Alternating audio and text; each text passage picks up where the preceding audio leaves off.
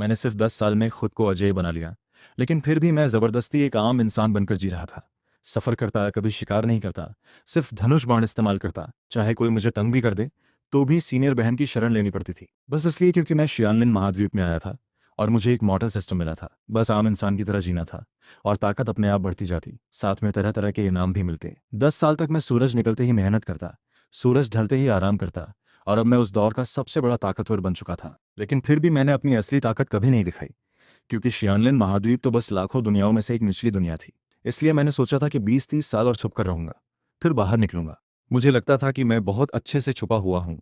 लेकिन जैसे ही 10,000 साल से तपस्या में बैठी याओची की महारानी बाहर आई, सब कुछ बदल गया। वो इतनी ताकतवर थी कि पूरा याओची पवित्र स्थान कांपने लगा। मैं भौहें चढ़ाए बाहर निकला और उस दिशा में देखने लगा जहां वो लीजेंडरी बुजुर्ग गुरु आखिरकार एक कदम आगे बढ़ चुके थे। उसी वक्त याओची पवित्र स्थान में एक के बाद एक रोशनी की किरणें चमकने लगी। सब उसी दिशा में जा रही थी जिधर मैं देख रहा था। मैं वहीं थोड़ी देर खड़ा रहा, तभी अचानक एक घंटे की आवाज़ गूंजी। ये आवाज़ सिर्फ तभी बजती जब कोई बहुत बड़ी घटना हो जाए। इसका मतलब था कि याओची पवित्र स्थान के सारे शिष्यों को तुरंत मुख्य हॉल के सामने इकट्ठा होना है। होश में आकर मैंने अपना काम छोड़ा और वहां जाने की तैयारी की। हालांकि याओची पवित्र स्थान में मेरा दर्जा थोड़ा अलग था, लेकिन आखिर मैं भी तो याओची का ही शिष्य था, तो मुझे भी जाना ही था। 10 साल तक आम इंसान बनने का नाटक करते करते मुझे एक बात समझ आ गई थी, किसी भी चीज़ में अलग मत दिखो, जो सब कर रहे हैं वही करो। लेकिन मुझे एक बात की चिंता थी कि मैं वहां तक जाऊं कैसे। मुख्य हॉल दूर था और वहां तक जाने के लिए बादल पर उड़ने वाले सेवियर लोग तलवार पर सवार होकर आधे मिनट में पहुंच जाते। मैं तो उड़ नहीं सकता था, तो दौड़ते हुए जाने में तो कई घंटे लग जाते। मैं यही सोच ही रहा था कि क्या करूं, तभी पीछे से एक खुशबू आई। मैं सीनियर भाई को ले चलती हूँ, यह आवाज आते ही मुझे पीछे से एक नरम स्पर्श महसूस हुआ। दो हाथों ने पीछे से मुझे घेर लिया और फिर हम वहीं से उड़कर मुख्य हॉल की तरफ बढ़ने लगे। मुझे देखे बिना ही पता चल गया था कि ये कौन है। शेंगलिंग फेंग की छोटी सीनियर बहन लू वान वान। इस तरह के छूने छुआने की मुझे आदत पड़ चुकी थी, क्योंकि मैं याओची का इकलौता पुरुष शिष्य था और ऊपर से बहुत ज्यादा हैंडसम भी। इसलिए याओची पवित्र स्थान की सारी सीनियर बहनें मुझे देखते ही हाथ लगाने लगती थीं। मैं मन ही मन सोचता, कभी कभी बहुत ज्यादा पॉपुलर होना भी अच्छा नहीं होता। जब मैं और लू वानवान मुख्य हॉल पहुंचे, आमतौर पर अगर मैं सबसे पीछे भी खड़ा होता तो भी सीनियर बहनों की नजर मुझ पर ही टिकी रहती। लेकिन आज सब लोग हैरान होकर मुख्य हॉल के पीछे फैली उस रंग बिरंगी रोशनी को देख रहे थे, जिसने आधे आसमान को रंग डाला था। एक बेहद पवित्र और रहस्यमय माहौल पूरे इलाके में फैल गया था। इस माहौल में सीनियर बहनें हैरानी से देख रही थीं कि उनका लेवल तेजी से बढ़ रहा है। ये कौन इतनी बड़ी हस्ती बाहर आई है जिसकी सिर्फ मौजूदगी से सबका लेवल बढ़ रहा है। मैं आसमान में फैली उस रोशनी और चारों तरफ के पवित्र माहौल को देखकर हल्के से भौएं उठाकर सोचने लगा, जरूर वो महारानी गू छिंगवान ही होंगी। निचली दुनिया में तो एक क्वासी अर्थ लेवल ही सबसे बड़ी बात है, पहले भी और अभी भी पूरा दक्षिणी छिंगजान क्षेत्र। और ये 5 लोग जिन ताकतों का प्रतिनिधित्व करते थे, वो दक्षिणी छिंगजान क्षेत्र के सबसे मजबूत गुटों में से थे। उस जमाने में याओची पवित्र स्थान भी बस एक टॉप लेवल गुट माना जाता था, लेकिन गू छिंगवान की वजह से याओची पवित्र स्थान उस दौर का सबसे मजबूत गुट बन गया, कोई दूसरा नहीं। और गू छिंगवान ने याओची को सबसे मजबूत बनाने के बाद तपस्या में जाकर उस लीजेंडरी अर्थ लेवल को पार करने की कोशिश शुरू कर दी थी, ताकि वो सच में एक अर्थ बन सके। लेकिन अर्थ बनना बहुत मुश्किल है, अगर बन जाए तो ऊपर की दुनिया में जाने का हक मिल जाता है। पूरे शियानलिन महाद्वीप में 10,000 साल में शायद ही कोई अर्थ बने। गू छिंगवान 10,000 साल से बिना किसी खबर के तपस्या में थीं। सब यही सोचते थे कि वो शायद खत्म हो चुकी हैं। याओची पवित्र स्थान में तो बस गू छिंगवान की कहानियां ही बची थीं। खासकर गू छिंगवान के तपस्या में जाने के बाद याओची पवित्र स्थान से कोई नया क्वासी अर्थ लेवल वाला ताकतवर पैदा नहीं हुआ। याओची पवित्र स्थान धीरे धीरे सबसे मजबूत गुट से नीचे गिरता चला गया। सब लोग उस लीजेंडरी महारानी को और भी ज्यादा याद करने लगे, लेकिन किसी को उम्मीद नहीं थी कि गू छिंगवान खत्म नहीं हुई थी और अब लगता है वो सफलतापूर्वक अगले लेवल पर पहुंच गई हैं। जब सब लोग आसमान में फैली उस खूबसूरत रोशनी को देख रहे थे, तभी एक खूबसूरत साया ऊंचे आसमान में नजर आया। ये साया दिखते ही आसपास का वो रहस्यमयी माहौल अचानक और तेज हो गया। कुछ कमजोर सीनियर बहनें तो बेहोश ही हो गईं। मुझे उस महारानी का चेहरा साफ नहीं दिख रहा था, बस धुंधले में इतना महसूस हो रहा था कि ये महारानी बेहद नाजुक, कोमल और आकर्षक है। खासकर उनके शरीर से निकल रही वो दिव्य आभा ऐसी लग रही थी जैसे कोई ऊपर की दुनिया की देवी सीधे धरती पर उतर आई हो। बस उनका रूप और वो आभा देखकर सब लोग खुद को एक बदसूरत बतख जैसा महसूस करने लगे, जैसे किसी फीनिक्स की पूजा कर रहे हों। बेशक मैं इसमें शामिल नहीं था, मुझे तो खुद पर ही बहुत भरोसा था कि मैं सुपर हैंडसम हूँ। मौजूदा याओची पवित्र स्थान के मुखिया सबसे पहले होश में आए और तुरंत दोनों घुटनों पर बैठकर जोर से बोले, बुजुर्ग गुरु का स्वागत है। मुखिया की इस बात ने सबको सदमे से बाहर निकाल दिया। तुरंत सब लोग घुटनों पर बैठकर एक साथ चिल्लाने लगे, मैं तो एक मॉडर्न इंसान हूँ। मैं आसमान और जमीन को झुकता हूँ, अपने माता पिता को झुकता हूँ, किसी और को नहीं झुकता, चाहे वो महारानी ही क्यों न हो। मेरा इससे कोई लेना देना नहीं है। मैं बस भीड़ के साथ बैठ गया। वैसे भी सबसे पीछे कौन देखेगा। तभी उस रोशनी में खड़ी महारानी थोड़ी देर चुप रहीं। फिर एक ऐसी आवाज आई जो सुनते ही पूरे शरीर को कोमल कर दे। आज कौन सा साल है, कौन सा महीना है? याओची के मुखिया ने फौरन आदर से जवाब दिया, 23वां युग, 2100 साल। गू छिंगवान ये सुनकर थोड़ी देर चुप रहीं, फिर धीरे से आह भरते हुए बोली, पता ही नहीं चला, 10,000 साल बीत गए। अब याओची के मुखिया कैसे हैं? ये सुनकर मुखिया ने शर्मिंदा होकर कहा, अब याओची की ताकत बुजुर्ग गुरु के जमाने से बहुत कम हो गई है। अभी दक्षिणी छिंझान की गुटों की रैंकिंग में हम 28वें नंबर पर हैं, लेकिन अब बुजुर्ग गुरु वापस आ गई हैं तो याओची फिर से पहले नंबर पर आ जाएगा, पुराना गौरव फिर से हासिल हो जाएगा। मुखिया की ये बात खत्म होते ही गू छिंगवान मुख्य हॉल के सामने उतर चुकी थी। बिना कोई भाव दिखाए उन्होंने मुखिया की तरफ देखा। अभी वो कुछ कहती भी नहीं कि एक आवाज उनके कानों में गूंजी, ठीक कहूं तो उनके दिमाग में सीधे पहुंची। छोड़ो यार, इस हाल में तो 10 साल भी मुश्किल से निकलेंगे। ये आवाज आते ही बिना किसी भाव वाली गू छिंगवान की भौहें चढ़ गईं। कौन बोल रहा है? बदतमीजी मत करो। गू छिंगवान अभी गुस्सा करने ही वाली थी कि उन्होंने देखा आसपास किसी में कोई असामान्य हरकत नहीं थी। मुखिया अब भी उत्साह से भरे हुए थे और बाकी शिष्य भी वैसे ही खुश थे। गू छिंगवान थोड़ी देर के लिए हैरान रह गई। क्या उन्हें बस भ्रम हो गया था? जैसे ही गू छिंगवान खुद पर शक करने लगी, वैसे ही आवाज आई, लगता है जबरदस्ती धरती के केंद्र को जोड़ा गया, इसलिए जमीन अस्थिर हो गई है। इस हालत में 10 साल भी नहीं लगेंगे, बस बरसात होगी और खेल खत्म। अफसोस अफसोस, इतनी खूबसूरत शक्ल बेकार चली जाएगी। ये आवाजें एक एक करके गू छिंगवान के दिमाग में गूंजती रहीं। गूंज के साथ साथ गू छिंगवान का चेहरा बिना भाव वाले से हैरानी में बदल गया। ये क्या आवाज है?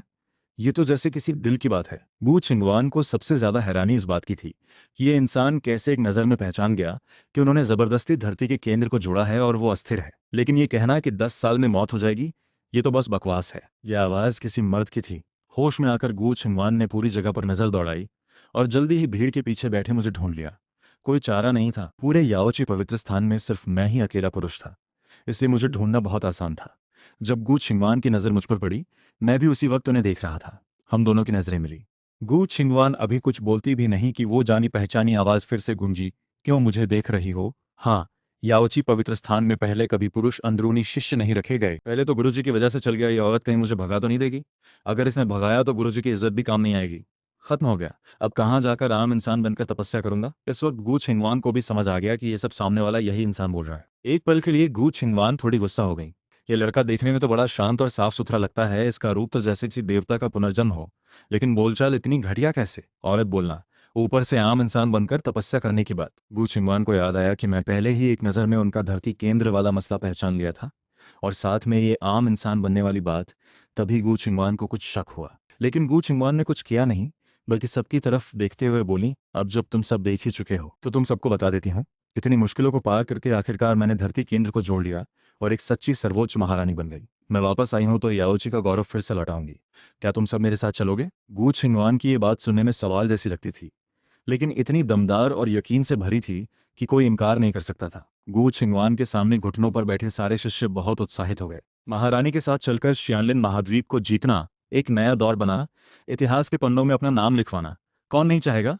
सारे शिष्य उत्साह से चिल्लाए, हमेशा महारानी के साथ याओची का गौरव फिर से लाएंगे। गू छिंगवान ने अपने सामने शिष्यों का उत्साह देखकर बहुत संतोष महसूस किया। साथ मिलकर गौरव, ज्यादा से ज्यादा 10-8 साल जी लोगी, आधे रास्ते में ही मर जाओगी, कहाँ का गौरव? मेरी बड़बड़ाहट फिर से एक एक शब्द गू छिंगवान के दिमाग में सीधे घुस गई। इस वक्त गू छिंगवान ने दांत भींच लिए, होंठ फड़फड़ाने लगे। अभी गू छिंगवान का मन कर रहा था कि दौड़कर जाकर मेरा वो बदतमीज मुंह फाड़ दे। इतना बकवास क्यों बोलता है? रुकता ही नहीं। लेकिन गू छिंगवान ने अभी की बात सोचकर आखिरकार खुद को रोक लिया और सामने खड़े शिष्यों से बोली, सब लोग पहले अपने अपने पहाड़ पर वापस जाओ। अगले कुछ दिनों में मैं सबसे काबिल शिष्य को अपना निजी शिष्य चुनूंगी। गू छिंगवान की ये बात सुनकर याओची की सीनियर बहनें बहुत उत्साहित हो गईं। महारानी की निजी शिष्य बनना, भले ही बाद में अर्थ लेवल का गौरव ना मिल पाए, फिर भी एक क्वासी सम्राट बनना भी दक्षिणी छिंझान में एक बड़ी बात है। ये तो किस्मत बदलने का मौका था। सारी उत्साहित सीनियर बहनें एक दूसरे को देखने लगी। आखिर में सबने मिलकर शुक्रिया अदा किया और वहां से जाने की तैयारी करने लगी। गू छिंगवान अपने सामने खड़े सारे शिष्यों को देख रही थी, फिर भी बिना भाव के, लेकिन उनकी नजरें बार बार मेरी तरफ ही घूम रही थी। उफ, अच्छा वो मुझसे कुछ नहीं पूछा।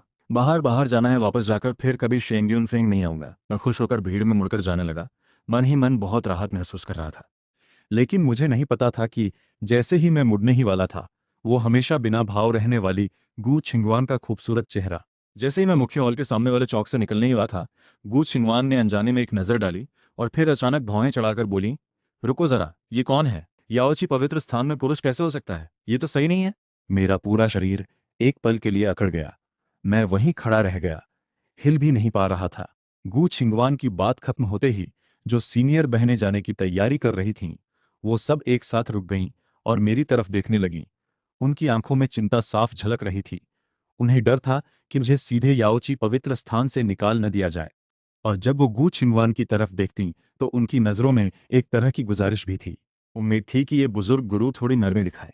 इतनी सारी खूबसूरत लड़कियों की ऐसी हालत देखकर गू छिंगवान के होठों पर हल्की मुस्कान आई। मन ही मन उन्होंने सोचा, ये लड़का याओची पवित्र स्थान में इतना पॉपुलर कैसे हो गया। लगभग पूरा गुट इसकी सिफारिश कर रहा है। बड़ा माहिर है लोगों को अपनी तरफ खींचने में। होश में आकर याओची के मुखिया तुरंत खड़े होकर सफाई देने लगे। उनकी आवाज़ में मेरे लिए साफ प्यार झलक रहा था। ये शिंगयुन फेंग के मुखिया युन लोली का सबसे आखिरी और इकलौता शिष्य है। 10 साल पहले शिंगयुन फेंग लाया गया था, तभी से यहीं रह रहा है। हमेशा शांत और समझदार रहा है, कभी कोई झगड़ा नहीं किया। गू छिंगवान ये सुनकर अजीब सा मुंह बनाकर देखने लगी। एक आम इंसान कैसे पवित्र स्थान के मुखिया का सबसे आखिरी शिष्य बन सकता है? इसमें क्या खास बात है? ऊपर से बस शांत रहना और झगड़ा ना करना, क्या ये कोई बड़ी बात है? याओची के मुखिया ने फौरन सफाई देते हुए कहा, भले ही ये आम इंसान का शरीर है, लेकिन इसे बेहतरीन इलाज की समझ है। ऐसी बीमारियां जिनके लिए बड़ी बड़ी दिव्य दवाइयां भी बेकार हो जाती, वो भी इसके इलाज से ठीक हो जाती हैं। ये कोई आम इंसान नहीं है, इसीलिए ये याओची पवित्र स्थान में सबको इतना पसंद है। इसके शांत और सुंदर रूप के अलावा इसकी सबसे बड़ी खासियत इसका बेजोड़ इलाज करने का हुनर है। 10 साल तक आम इंसान बनकर रहते हुए इसने शेन्नोंग की जड़ी बूटियों वाली किताब और हुआंगड़ी का चिकित्सा शास्त्र, ये दो दिव्य किताबें पढ़कर तरह तरह की असरदार दवाइयां बना सीख लिया। पूरे याओची में जो भी पुरानी और लाइलाज बीमारी होती, वो मेरे पास ही आते इलाज के लिए। धीरे धीरे मुखिया से लेकर आम शिष्य तक सब मुझे खजाने जैसा मानने लगे, परिवार जैसा प्यार देने लगे। गू छिंगवान ये सुनकर भौहें चढ़ाकर मन ही मन समझ गई। इसीलिए इसने एक नज़र में मेरा धरती केंद्र वाला मसला पकड़ लिया। लेकिन धरती केंद्र की अस्थिरता तो तपस्या और मन की स्थिति से जुड़ी बात है। इसका इलाज के हुनर से कोई लेना देना नहीं। इस लड़के की असली ताकत शायद ऊपर से दिखने से कहीं ज्यादा है। ये खुद इतना बड़ा सम्राट होकर भी मेरी असलियत नहीं पहचान पाया। मन ही मन उन्हें थोड़ी उत्सुकता होने लगी। गू छिनवान ने अपने मन को शांत किया और बिना भाव के बोली, एक आम इंसान होकर इतना हुनर, जो दिव्य दवाइयां भी ना कर पाए, वो बीमारी ठीक कर सकता है। कहीं ये झूठ तो नहीं बोल रहा मुझसे? मैं 10,000 साल से तपस्या में थी, मेरे शरीर में कुछ पुरानी तकलीफें हैं, अभी मेरा इलाज करके दिखाओ। उन्होंने वैसे भी मुझे भगाने का इरादा नहीं किया था। हालांकि उन्हें यकीन नहीं था कि 10 साल में उनकी मौत हो जाएगी, लेकिन मैंने लगातार सटीक तरीके से उनकी तकलीफें पहचानी थीं और धरती केंद्र की अस्थिरता भी एक ही बार में बता दी थी। इसलिए उनके मन में कुछ शक बना रहा।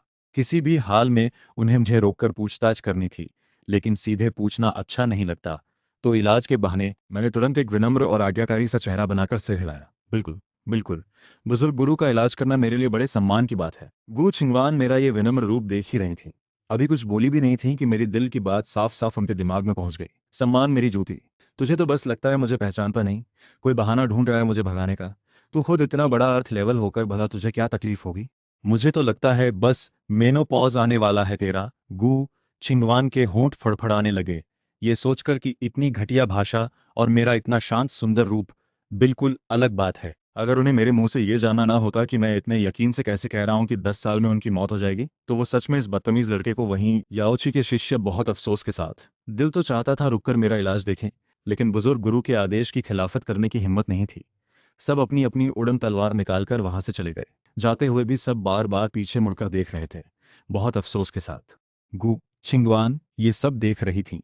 उन्हें पता था कि अगर उन्होंने सच में मुझे भगाया तो याओची पवित्र स्थान के आधे से ज्यादा शिष्य चले जाएंगे। जब सारे शिष्य चले गए तो उस बड़े से मैदान में सिर्फ मैं और गू छिंगू। आसपास रंग बिरंगे कमल के फूल थे, धीमी बहती नदी की आवाज आ रही थी। माहौल बहुत खूबसूरत था, लेकिन मुझे उसे देखने का कोई मन नहीं था। मेरा पूरा दिमाग तो बस इसी सोच में लगा था कि इस स्थिति से कैसे निकलूं। गू छिंगवान को तो मेरे मन की बातें साफ साफ सुनाई दे रही थी। फिर भी बिना कोई भाव दिखाए उन्होंने भौहें उठाकर पूछा, इलाज करना है तो मुझे बस यहीं खड़े रहना है क्या? मैं होश में आकर मुस्कुराते हुए बोला, बुजुर्ग गुरु, आपको बैठना होगा, मैं आपकी नब्ज देखूंगा। एक कदम की दूरी से नब्ज देखना, ये कैसी इलाज की तरीका है, कभी सुना नहीं। वो हैरान होकर पूछने लगी।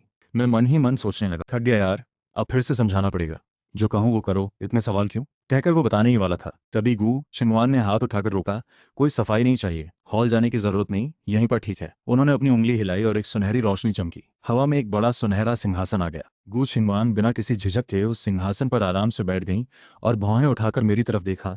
अब आगे क्या? उनकी खूबसूरत देखकर मैंने अनजाने में एक बार निगल लिया, फिर जल्दी से खुद को संभालते हुए बोला, बुजुर्ग गुरु, कृपया अपनी कलाई आगे कीजिए। मैं वैसे तो बहुत बकबक करता और मजाक उड़ाता, लेकिन जब बात इलाज और असली काम की आती तो कभी लापरवाही नहीं करता। गू छिंगवान ने बिना कुछ कहे अपना सफ़ेद और नाजुक हाथ आगे बढ़ाया और सिंहासन के हत्थे पर टिका दिया। मैंने अपनी थैली से एक रेशमी कपड़ा निकाला और उनके हाथ के नीचे बिछाया, फिर घुटनों के बल बैठकर ध्यान से उनकी नब्ज देखने लगा। गू छिंगवान ने इस तरह का इलाज पहले कभी नहीं देखा था। ये देखकर कि मैं पूरी तरह से नियम कायदे का पालन कर रहा हूँ और इलाज के बहाने कोई गलत हरकत नहीं कर रहा, उनके मन में मेरे लिए थोड़ी तारीफ आई। उन्होंने 10,000 साल तपस्या में बिताई थी, बेशुमार खूबसूरत और काबिल लोग देखे थे, लेकिन मेरी तरह इतनी एकाग्रता से काम करने वाला कोई नहीं देखा था। मुझमें एक अलग ही शांत और सादगी वाली अदा थी। जब वो तारीफ भरी नजरों से मुझे देख रही थी, तभी मेरे दिल की बात फिर से उनके दिमाग में पहुंची। अरे नहीं, पहले ही गलत हिसाब लगा लिया था। 10 साल नहीं है। देखना, सूंघना, पूछना, छूना, चारों तरीके जरूरी होते हैं।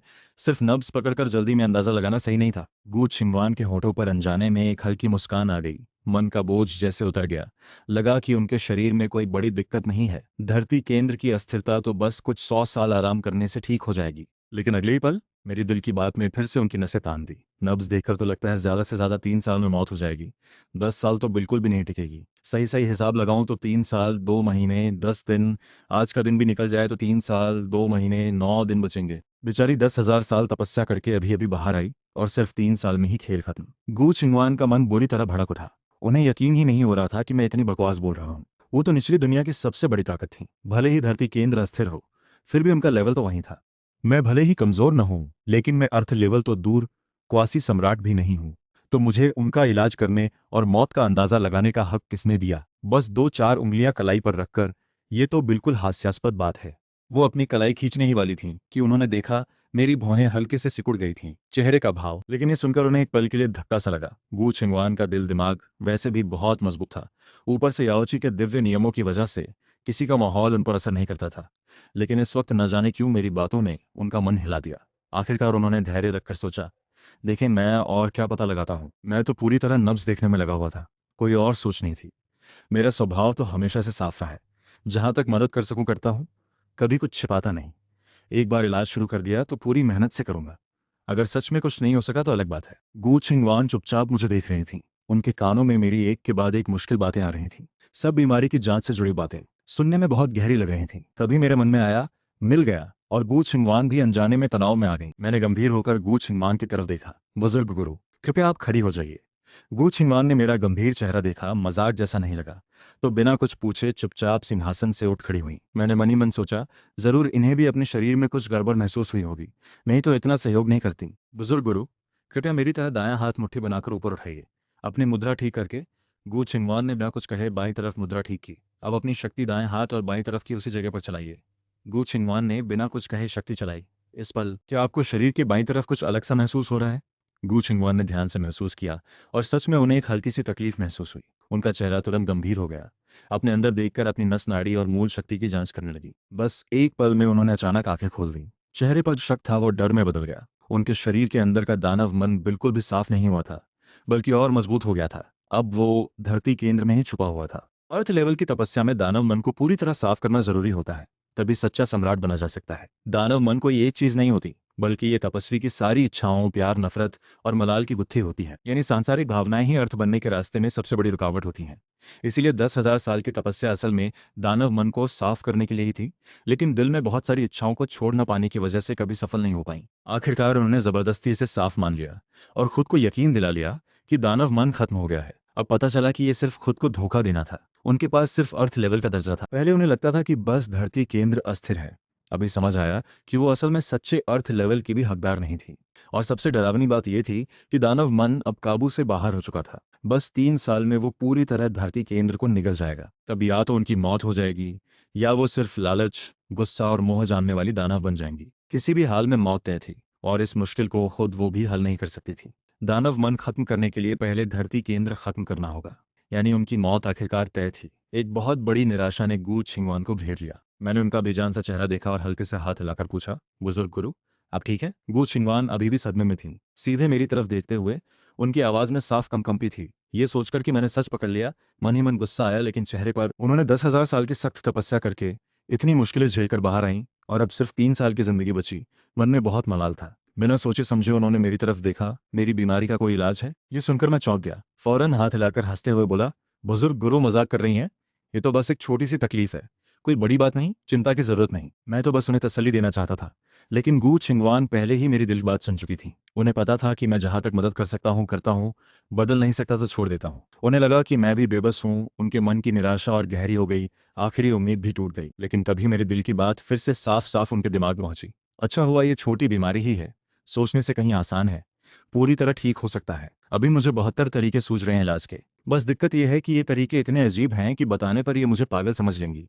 शायद वहीं मुझे मार भी दे। गू छिंगवान एक पल में निराशा से बाहर निकलकर चौंक गई। आंखों में यकीन न होने वाला भाव था। सच में इलाज है? ये मैंने जुबान से नहीं कहा था, बल्कि ये मेरे दिल की सबसे सच्ची बात थी। बिल्कुल झूठ नहीं। जैसे पहले मैंने सटीक तरीके से उनकी मौत का समय बताया था, वैसे ही ये भी सच था। वो हैरान भी थीं और खुश भी, मन ही मन बेचैन थीं। लेकिन डर भी था कि मुझे परेशान न कर दें। इसलिए खुद को शांत दिखाते हुए पूछा, लेकिन बीमारी की वजह क्या है और इलाज कैसे होगा? मैं तो पहले ही तय कर चुका था कि सच नहीं बताऊंगा। रेशमी कपड़ा समेटते हुए विनम्र चेहरा बनाकर बोला, बुजुर्ग गुरु, आप खुद इतनी बड़ी सम्राट हैं। आपको कोई बड़ी बीमारी नहीं है, बस 10,000 साल की तपस्या से थोड़ी तकलीफ है। कुछ दिन आराम करेंगी तो ठीक हो जाएगा। ये कहकर मैं जाने की तैयारी करने लगा। मन ही मन सोच रहा था कि अब से शेंगयुन फेंग में ही छुपा रहूंगा, बाहर नहीं निकलूंगा, इस महारानी से दूर रहूंगा। वो कभी ना कभी मुझ जैसे छोटे आदमी को भूल ही जाएंगी। गू छिंगवान ने मेरी दिल की बात सुन ली। आंखों में एक हल्की सी चालाकी सी चमकी। वो धीरे धीरे वापस सिंहासन पर बैठ गईं। आराम से टिककर बैठने की मुद्रा बना ली, जिसे देखकर मैं थोड़ा हिल गया। फौरन नजर थोड़ी आलसी सी मुस्कान के साथ बोली, जाओ मत, अभी तुमने मुझे ठीक भी नहीं किया। कैसे जा सकते हो? बुजुर्ग गुरु को तो कोई बीमारी है ही नहीं, इलाज की जरूरत ही नहीं। गू छिंगवान ने भौएं उठाई। बीमारी है या नहीं वो अलग बात है, लेकिन तुम आखिर एक आम इंसान हो। याओची में यूं घूमना नियमों के खिलाफ है। अगर बाहर पता चला तो पवित्र स्थान की बदनामी होगी। मैं मन ही मन गाली दे रहा था। गू छिंगवान ने मेरी बड़बड़ाहट सुन ली। होंठ बार बार फड़फड़ाने लगे। गुस्सा दबाते हुए बोली, लेकिन तुमने इतने साल याओची की सेवा की है, तो एक बार नियम तोड़ती हूँ। आज से तुम मेरे निजी शिष्य हो। मैं खुद तुम्हें सिखाऊंगी, ताकि जल्द से जल्द तुम्हारा लेवल पवित्र स्थान के बाकी लोगों जितना हो जाए। उन्होंने सिखाने वाला शब्द जानबूझकर जोर देकर कहा, जिसमें थोड़ा दांत भींचने वाला भाव भी था। मैं वहीं खड़े खड़े एक पल के लिए सुनने रह गया। यकीन ही नहीं हो रहा था। होश में आकर मैंने हाथ हिलाकर कहा, बुजुर्ग गुरु, रहने दीजिए। मेरे पास तो शरीर आम इंसान जैसा है। मेरे अंदर आध्यात्मिक जड़ ही नहीं है, तपस्या कर ही नहीं सकता। चाहे कितनी भी बेहतरीन दिव्य चीजें इस्तेमाल कर लूं, कोई फायदा नहीं। मेरे पहले वाले गुरुजी ने भी कोशिश करके देख ली थी। मेरी बात सुनकर गू छिंगवान की भौएं चढ़ गईं। जोर से बोली, मैं एक सम्राट हूं, तुम्हारे पुराने गुरु से कहीं ज्यादा काबिल। मैं कहूं कि हो सकता है तो हो के रहेगा। मैं चौंक गया। आखिर में तपस्या का तरीका आने वाले वक्त में सम्राट से भी ज्यादा ताकतवर हो जाऊंगा। मेरी दिल की बात सुनकर गू छिंगवान के दांत भिंच गए। ये तो बहुत ज्यादा घमंड है। निचली दुनिया की सबसे बड़ी सम्राट को मेरी नजर में कोई कीमत ही नहीं। उन्होंने गुस्सा दबाकर मुझे फिर से बोलने का मौका दिए बिना सीधे बड़े सुनहरे सिंहासन से उठते हुए कहा, ठीक है, मैं आज तपस्या से बाहर आई हूँ। पहले शियानली महाद्वीप की मौजूदा स्थिति समझनी है। कल से तुम मेरे साथ तपस्या शुरू करोगे। अभी वापस जाओ, कल यहाँ मुझसे मिलने आना। मैं वहीं खड़ा रहकर गू छिंगवान की लंबी और खूबसूरत आकृति को देखते हुए बेबसी से एक लंबी सांस ली। वो वैसे तो मेरे जितनी ही लंबी थी, लेकिन ऊंची एड़ी के जूते पहने होने की वजह से मुझसे आधा सिर ऊंची लग रही थी। उस ऊपर से नीचे देखने वाले दबाव में मुझे मजबूरन सिर झुकाना पड़ा। मन ही मन गू छिंगवान के होंठ फड़फड़ाए। मुझे देखते हुए आखिरकार खुद को नहीं रोक पाई। जोर से बोली, अभी तक क्यों खड़े हो? यहाँ क्या टाइम पास कर रहे हो? जल्दी जाओ। उन्हें सच में डर था कि अगर मैं कुछ और बड़बड़ाया तो बुढ़िया कहकर तो वो गुस्से में मुझे मार ही न दे। उनकी इस डांट से मैं फौरन हाँ कहकर मुड़कर भाग गया। ये बुढ़िया फिर क्या पागलपन कर रही है? जा रहा हूँ, जा रहा हूँ। गू छिंगवान मुझे भागते देखकर और जब उन्हें मेरी दिल की बात सुनाई देनी बंद हो गई तो उन्होंने अपनी ठंडी और गुस्से वाली मुद्रा छोड़कर बेबसी से वापस सुनहरे सिंहासन पर बैठ गई। मेरे गायब होने की दिशा देखते हुए हल्के से सिर हिलाया। ये छोटा शैतान बड़ा रहस्यमय है। ये मेरी दिल की बात कैसे सुन लेता है? मैं एक नज़र में इसका धरती केंद्र अस्थिर होना और सटीक तरीके से इसका दानव मन कैसे पकड़ लेती हूँ? इन सवालों का जवाब उन्हें अभी नहीं मिल रहा था, लेकिन वो धीरे धीरे समय लेकर समझना चाहती थी। लेकिन सबसे ज्यादा हैरानी की बात यह थी, अर्थ लेवल की ताकत को छोड़ भी दे तो उनकी खूबसूरती तो उस जमाने में पूरे दक्षिणी छिंगजान में मशहूर थी। बेशुमार नौजवान काबिल और ताकतवर लोग उनके पीछे भागते थे। अब 10,000 साल की तपस्या के बाद अर्थ लेवल का माहौल और भी ज्यादा रहस्यमयी हो गया था। लेकिन मैं तो बार बार उन्हें बुढ़िया कह रहा था, जिससे उन्हें शक होने लगा कि क्या वो सच में बदसूरत हो गई हैं। भले ही उन्हें कभी अपनी खूबसूरती की परवाह नहीं थी, लेकिन मेरी बातों से वो काफी गुस्सा हो गई। फिर भी अपने दर्जे की वजह से झुककर खुशामद नहीं करना चाहती थी। उनके स्वभाव के हिसाब से वो मरना पसंद करती, लेकिन झुकना नहीं। शिंग्युन फेंग वापस आकर मैं सब्जियां तोड़कर खाना बनाने की तैयारी करने लगा। साथ ही सोच रहा था कि क्या मुझे भाग जाना चाहिए। मुझे तपस्या करवाना तो बिल्कुल भी मुमकिन नहीं। मेरे पास आध्यात्मिक जड़ नहीं है। दुनिया की शक्ति सोख ही नहीं सकता। ताकतवर बनने के लिए मुझे बस सिस्टम पर निर्भर रहना होगा, लेकिन मैं किसी भी हाल में बिना बताए नहीं जा सकता। लेकिन दिक्कत यह है कि मेरे गुरुजी हमेशा अपनी मर्जी से घूमते रहते हैं। कहाँ है पता ही नहीं चलता। शेंगिन फिंग में 10 साल में सबसे लंबा एक बार पूरे 1 साल बाद वापस आए थे। अभी की स्थिति में तो मुझे लगता है कि मैं 1 महीना भी यहाँ नहीं टिक पाऊंगा। ये सोचकर मन में चिंता होने लगी। सुबह जल्दी उठकर मैंने सोचा आज मुख्य हॉल जाकर गू छिंगवान से मिलना है। नहाने के बाद खाना बनाने की तैयारी करने लगा। दरवाजा खोलते ही सुबह की धूप में एक बड़ी सी अंगड़ाई ली। तभी अचानक सिस्टम की साफ आवाज गूंजी, कल का आम इंसान वैल्यू 1050 मिला। मैं एक पल के लिए हैरान रह गया। 1000 से ज्यादा आम इंसान वैल्यू, आमतौर पर तो हर दिन ज्यादा से ज्यादा 100-200 ही मिलती थी। इस बार अचानक इतनी ज्यादा क्यों मिली? अभी मैं समझ नहीं पाया था कि सिस्टम की आवाज फिर से गूंजी। यूजर को पहली बार एक दिन में 1000 आम इंसान वैल्यू मिली। इनाम के तौर पर बागुआ भट्टी यूजर की जगह वाली थैली में रखी गई है। बागुआ भट्टी।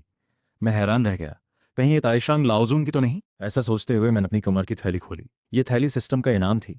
इस दुनिया की स्पेस रिंग से भी ज्यादा चीजें रख सकती थी। बस दिक्कत ये थी कि सोचकर चीज निकाल नहीं सकता, हाथ से ही निकालनी पड़ती। काफी मशक्कत के बाद आखिरकार मैंने उसमें से 3-4 मीटर ऊंची एक बहुत बड़ी दवा बनाने वाली भट्टी निकाली। पूरी तरह काली, पुराने जमाने की और भव्य। ऊपर आग की लपटों जैसे निशान बने हुए थे। सामने आते ही उसमें से एक बहुत गहरी और भारी ऊर्जा निकलने लगी, जिससे मेरा दिल एक पल के लिए धड़क गया। मुझे भले ही ये कोई मामूली चीज नहीं थी। क्या सच में ये ताइशान लाओजुन की वाली है? मुझे इसकी असलियत में ज्यादा दिलचस्पी नहीं थी। बस इतना काफी था कि ये कितनी ताकतवर है। इस बड़ी भट्टी को देखकर अचानक मन में दवा बनाने का ख्याल आया। सिस्टम ने मुझे पहले ही एक दवा बनाने की किताब दी थी। कुछ साल पहले मैंने उस किताब की दवा बनाने की विद्या पूरी तरह सीख ली थी। बस अभी तक अभ्यास करने का मौका नहीं मिला था। मेरे पास शक्ति नहीं है, आग नहीं बना सकता। दवा बनाने की आग से सिर्फ सर्दी खांसी जैसी मामूली दवाइयां ही बना सकता हूँ। दिव्य और दुर्लभ चीजों को पिघला ही नहीं सकता। जैसे एक बर्फीली चांद घास को अगर पूरे पवित्र स्थान की आग से भी जलाऊं तो भी शायद पूरी तरह पिघल न पाए। मैं सीढ़ी लगाकर बागुआ भट्टी के मुंह के पास चढ़ गया। अंदर झांककर देखा। अंदर सब कुछ काला था। अगर कोई दिव्य आग होती तो मैं मन मुताबिक दवा बना पाता, लेकिन भट्टी अंदर से बिल्कुल खाली थी, जिससे मुझे थोड़ी निराशा हुई। मैं मन ही मन सोच ही रहा था कि बागुआ भट्टी जैसे मेरा मन समझ गई। अंदर की दीवार पर बनी तस्वीरें अचानक जीवंत हो उठी। हूश की आवाज के साथ पूरी भट्टी में आग जल उठी। मैं बहुत खुश हो गया। सिस्टम की चीजें सच में मुझसे जुड़ी हैं, मेरे मन की बात समझ लेती हैं। मैंने आजमाने के लिए मन में सोचा। भट्टी की आग फौरन बुझ गई। संतुष्ट होकर मैं सीढ़ी से नीचे उतरा। तय किया कि आज रात वापस आकर दवा बनाने की कोशिश करूंगा। खाना बनाते वक्त मैं फिर सोचने लगा कि कल इतनी ज्यादा आम इंसान वैल्यू क्यों मिली। याओची में 10 साल में मुझे कभी एक साथ इतनी, ज्यादा से ज्यादा तो बस जब मैं पहली बार यहाँ आया था तब एक दिन में 400-500 मिली थी। ध्यान से सोचा तो कल की सिर्फ एक ही अलग बात थी, गू छिंगवान से मिलना। क्या इसका उनसे कोई संबंध है? मुझे अचानक समझ आया, आम इंसान में तो सारी भावनाएं होती हैं, खुशी, गुस्सा, दुख, आनंद। ये तो सामान्य बात है। पहले मैं याओची पवित्र स्थान में बहुत आराम से रहता था। गुरुजी और सीनियर बहनें ख्याल रखती थीं। बेफिक्र था। मेरा मन बिल्कुल भी आम इंसान जैसा नहीं था। लेकिन कल मुझे गू छिंगवान से अच्छी बातें भी करनी थी। साथ ही डर भी था कि कहीं वो मुझे पढ़ न ले, और डर था कि वो मुझसे जबरदस्ती तपस्या न करवाए। यही उलझन भरा मन ही असली आम इंसान वाला मन है। ये समझते ही मेरे चेहरे पर अजीब सा भाव आ गया। इसका मतलब है मुझे न सिर्फ भागना नहीं है, बल्कि गू छिंगवान के जितना बस हो सके रहना है। आखिर उनके पास आधे घंटे में ही। उसी वक्त शेंग्युन फिंग के ऊपर आसमान में गू छिंगवान हैरानी से नीचे खाना बनाते मुझे देख रही थीं। उन्हें हल्का सा सुनाई दिया कि मैं कुछ बड़बड़ा रहा हूं, लेकिन पूरी बात समझ नहीं पाईं। वो अभी अभी पहुंची थीं कि उस बड़ी बागुआ भट्टी से निकलने वाली भारी और पुरानी ऊर्जा ने, भले ही वो 10,000 साल पहले दक्षिणी छिंगझान की सबसे बड़ी क्वासी अर्थ रही हों, फिर भी उन्हें चौंका दिया। वो आसमान में थोड़ी देर रुककर हल्के से आंगन में उतर आईं। नीचे सिर झुकाकर खाना बना रहे मुझे देखा, जिसे बिल्कुल भी उनका एहसास नहीं था। साफ आवाज में बोली, खाना बना रहे हो? मैंने आवाज सुनकर खुश होकर सिर उठाया तो गू छिंगवान को देखा। आज उन्होंने हल्का नीला कपड़ा पहना था। कल वाली चमक दमक नहीं थी, फिर भी बेहद खूबसूरत लग रही थी। उनका माहौल शांत लेकिन गहरा था। सुबह की धूप में जैसे किसी पेंटिंग से निकली पड़ी लगे। मैं जाने में एक बार निकल गया, ये बुढ़िया सच में बहुत खूबसूरत है। गू छिंगवान ने मेरी दिल की बात सुनी। गुस्सा भी आया और हंसी भी आई। गुस्सा इसलिए कि मैं फिर से बुढ़िया कह रहा था, हंसी इसलिए कि आखिरकार मैंने उनकी तारीफ की। मैं होश में आकर बोला, बुजुर्ग गुरु, इतनी जल्दी तपस्या करनी है? सूरज अभी अभी निकला है, ये इतनी जल्दी कैसे आ गई? गू छिंगवान ने बिना कुछ जताए छोटे से आंगन में नजर दौड़ाई, बेल के पास जाकर बैठ गई। अभी कुछ काम निपटाए, रास्ते में तुम्हारे पास से गुजर रही थी तो देखने आ गई। तुम अपना काम करो, जल्दी नहीं है। असल में उनसे रुका नहीं जा रहा था। कल तपस्या से बाहर आने के बाद उन्होंने याओची के मुखिया से दक्षिणी छिंगझान की मौजूदा स्थिति के बारे में पूरी जानकारी ले ली थी। अब अर्थ लेवल की तपस्या के लिए आम तपस्या की जरूरत नहीं थी, और दानव मन की वजह से मन शांत भी नहीं हो पा रहा था, तो सीधे मुझसे मिलने चली आई। मैं हैरान होकर सिर हिलाकर बोला, अच्छा बुजुर्ग गुरु, मैं नाश्ता बना रहा हूँ, आप थोड़ा खाएंगी? गू छिंगवान तो अर्थ लेवल थी, उन्हें आम दुनिया के खाने की कोई ज़रूरत नहीं थी, ऊपर से आम खाना चाहने में भी शक्ति खर्च होती, नुकसान का सौदा था। ये सब खाना तपस्या के लिए कोई फ़ायदा नहीं देता। तुम याओची में 10 साल तक आम इंसान का शरीर रखे रहे।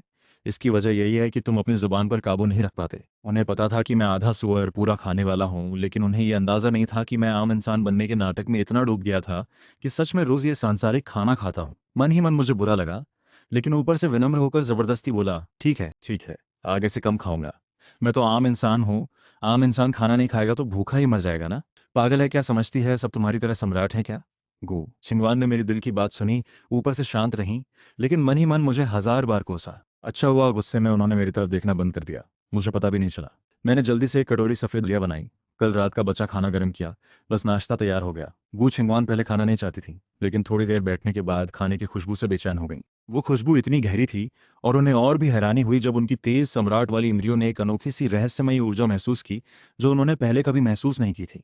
ये ऊर्जा दिल दिमाग को तरोताज़ा कर देने वाली थी, जिसने पल भर में उनके दानव मन और मेरी वजह से हुई। वो जानबूझकर मेरी तरफ देखने से बच रही थी, यहाँ तक कि अपनी दिव्य नज़र से भी जांचना नहीं चाहती थी। डर था कि कहीं मैं देख न लूं, और उन्हें अपनी सम्राट वाली इज्जत की चिंता हो रही थी। मुझे तो पहले ही उनकी छोटी छोटी हरकतें दिख गई थी। बार बार चोरी छिपे मेरी दलिया की तरफ देख रही थी। दलिया बनते ही मैंने 2 चम्मच और 2 कटोरियां ली। जानबूझकर इधर ना देखने वाली गु छिनवान से बोला, बुजुर्ग गुरु, मैंने सब बना लिया है, थोड़ा चक्कर देखिए, अपने शिष्य का हुनर तो देखिए।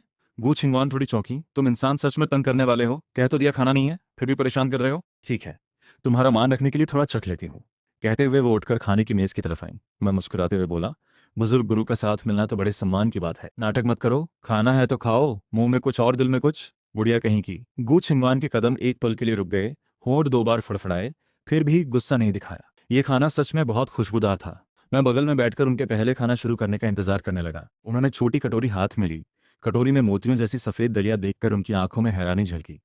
बस देखने और खुशबू से ही मुंह में पानी आ जाए। मुझे थोड़ा गर्व महसूस हुआ। इतने सालों में मैं रोज खाना बनाता आया हूँ, ऊपर से सिस्टम से ये शेफ रेसिपी भी मिली थी। मैंने अपनी रसोई कला को पूरी तरह निखार लिया था। यहाँ तक कि दुनिया घूमने वाली मेरी खूबसूरत गुरुजी भी वापस आते ही सबसे पहले मुझसे खाना बनवाती थी। गु छिंगवान होश में आकर एक छोटा घूंट दलिया का लेकर सोचने लगी। मुंह पर हल्की खटास सी थी। मैं हैरानी से देख रहा था, समझ नहीं आ रहा था कि उन्हें अच्छा लगा या नहीं। फिर उन्होंने एक और घूंट लिया। इस बार उनके चेहरे पर मौजूद उलझन अचानक हैरानी में बदल गई। आंखों में डर की एक झलक भी आई। इस सफेद दलिया में एक ताओ यू यानी दिव्य पत्थर की चमक थी। दुनिया में हर चीज से समझ मिल सकती है, किताब पढ़ने से, तलवार चलाने से भी, और ताओ यू तो स्वर्गीय नियम का असली रूप है। हर तपस्वी का सबसे बड़ा सपना। अगर एक जर्रा भी मिल जाए तो आम, लेकिन इतनी कीमती ताओ यू एक साधारण सी सफेद दलिया में कैसे आ गई? मैं उनका डरा हुआ चेहरा देखकर घबराते हुए पूछा, बुजुर्ग गुरु, स्वाद ठीक है ना? गु छिंगवान मेरी आवाज से होश में आई, हैरानी से मुझे देखने लगी, मन ही मन बस सदमे में थी।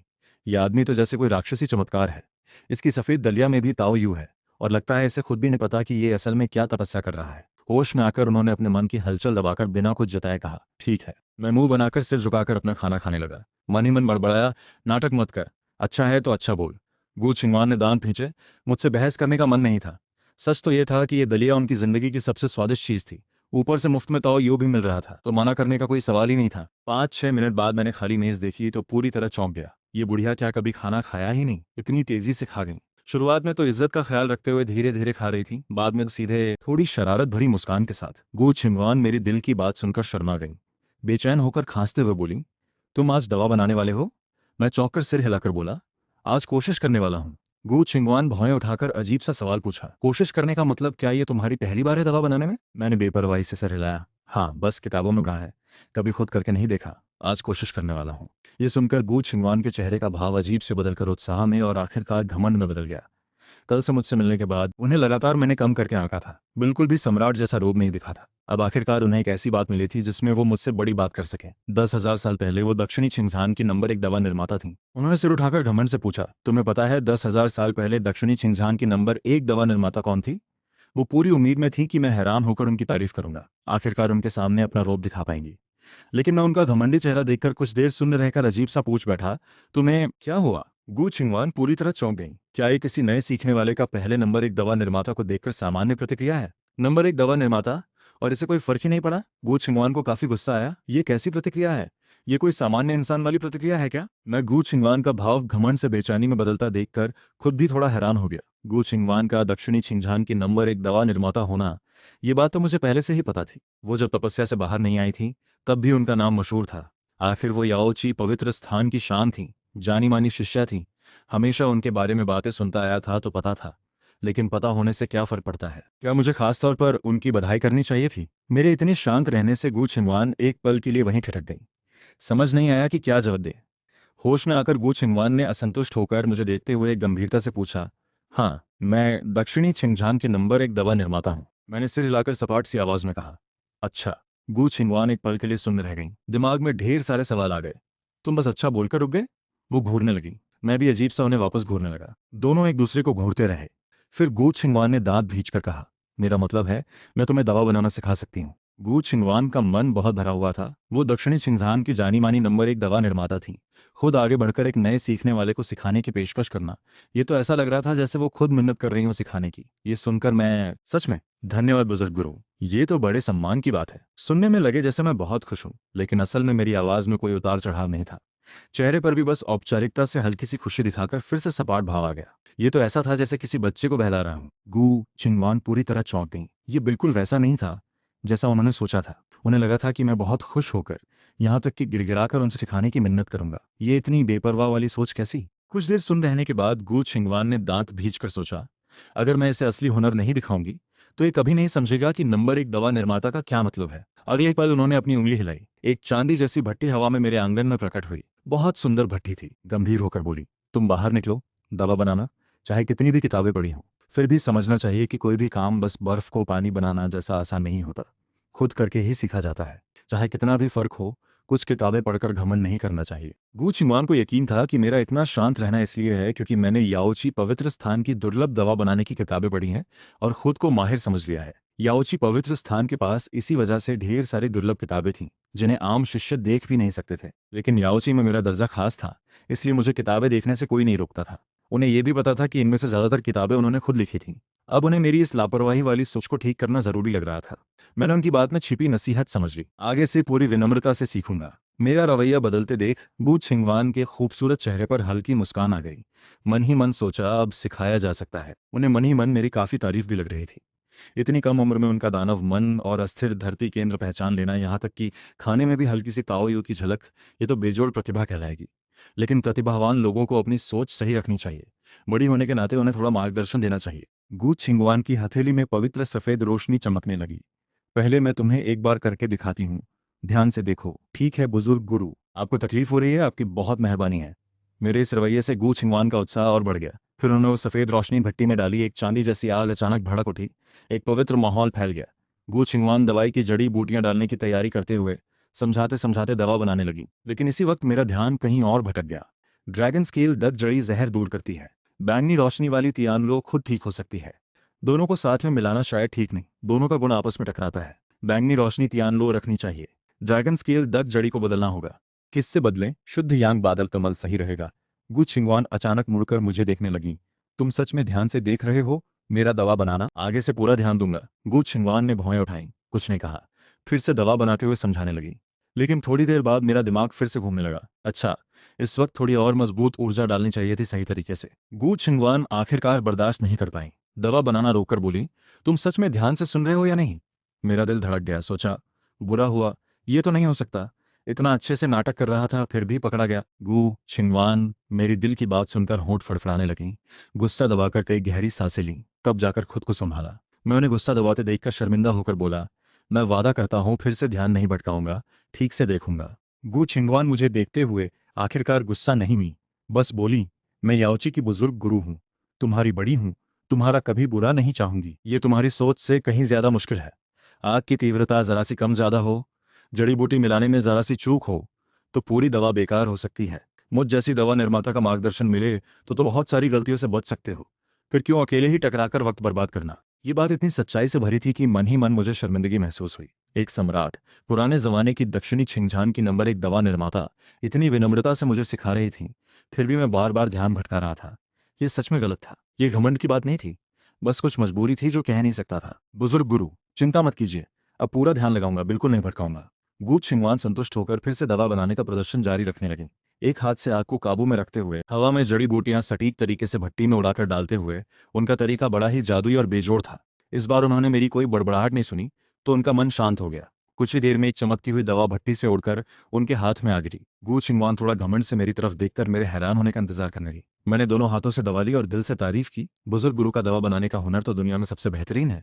मैं पहले घमंडी था, माफ करिए। मुझे सच में प्रभावित और निर्मल मन से देखकर गु छिंगवान आखिरकार खुशी से मुस्कुरा दी। जैसे ही वो कुछ कहने वाली थी तभी एक साया आंगन में उतरा। याओची के मुखिया को नमस्कार। मैं वॉनडान भवन का मुखिया जी यांग हूँ। आपके तपस्या से बाहर आने की खबर सुनकर बधाई देने आया हूँ। गु छिंगवान के चेहरे की मुस्कान अचानक गायब हो गई।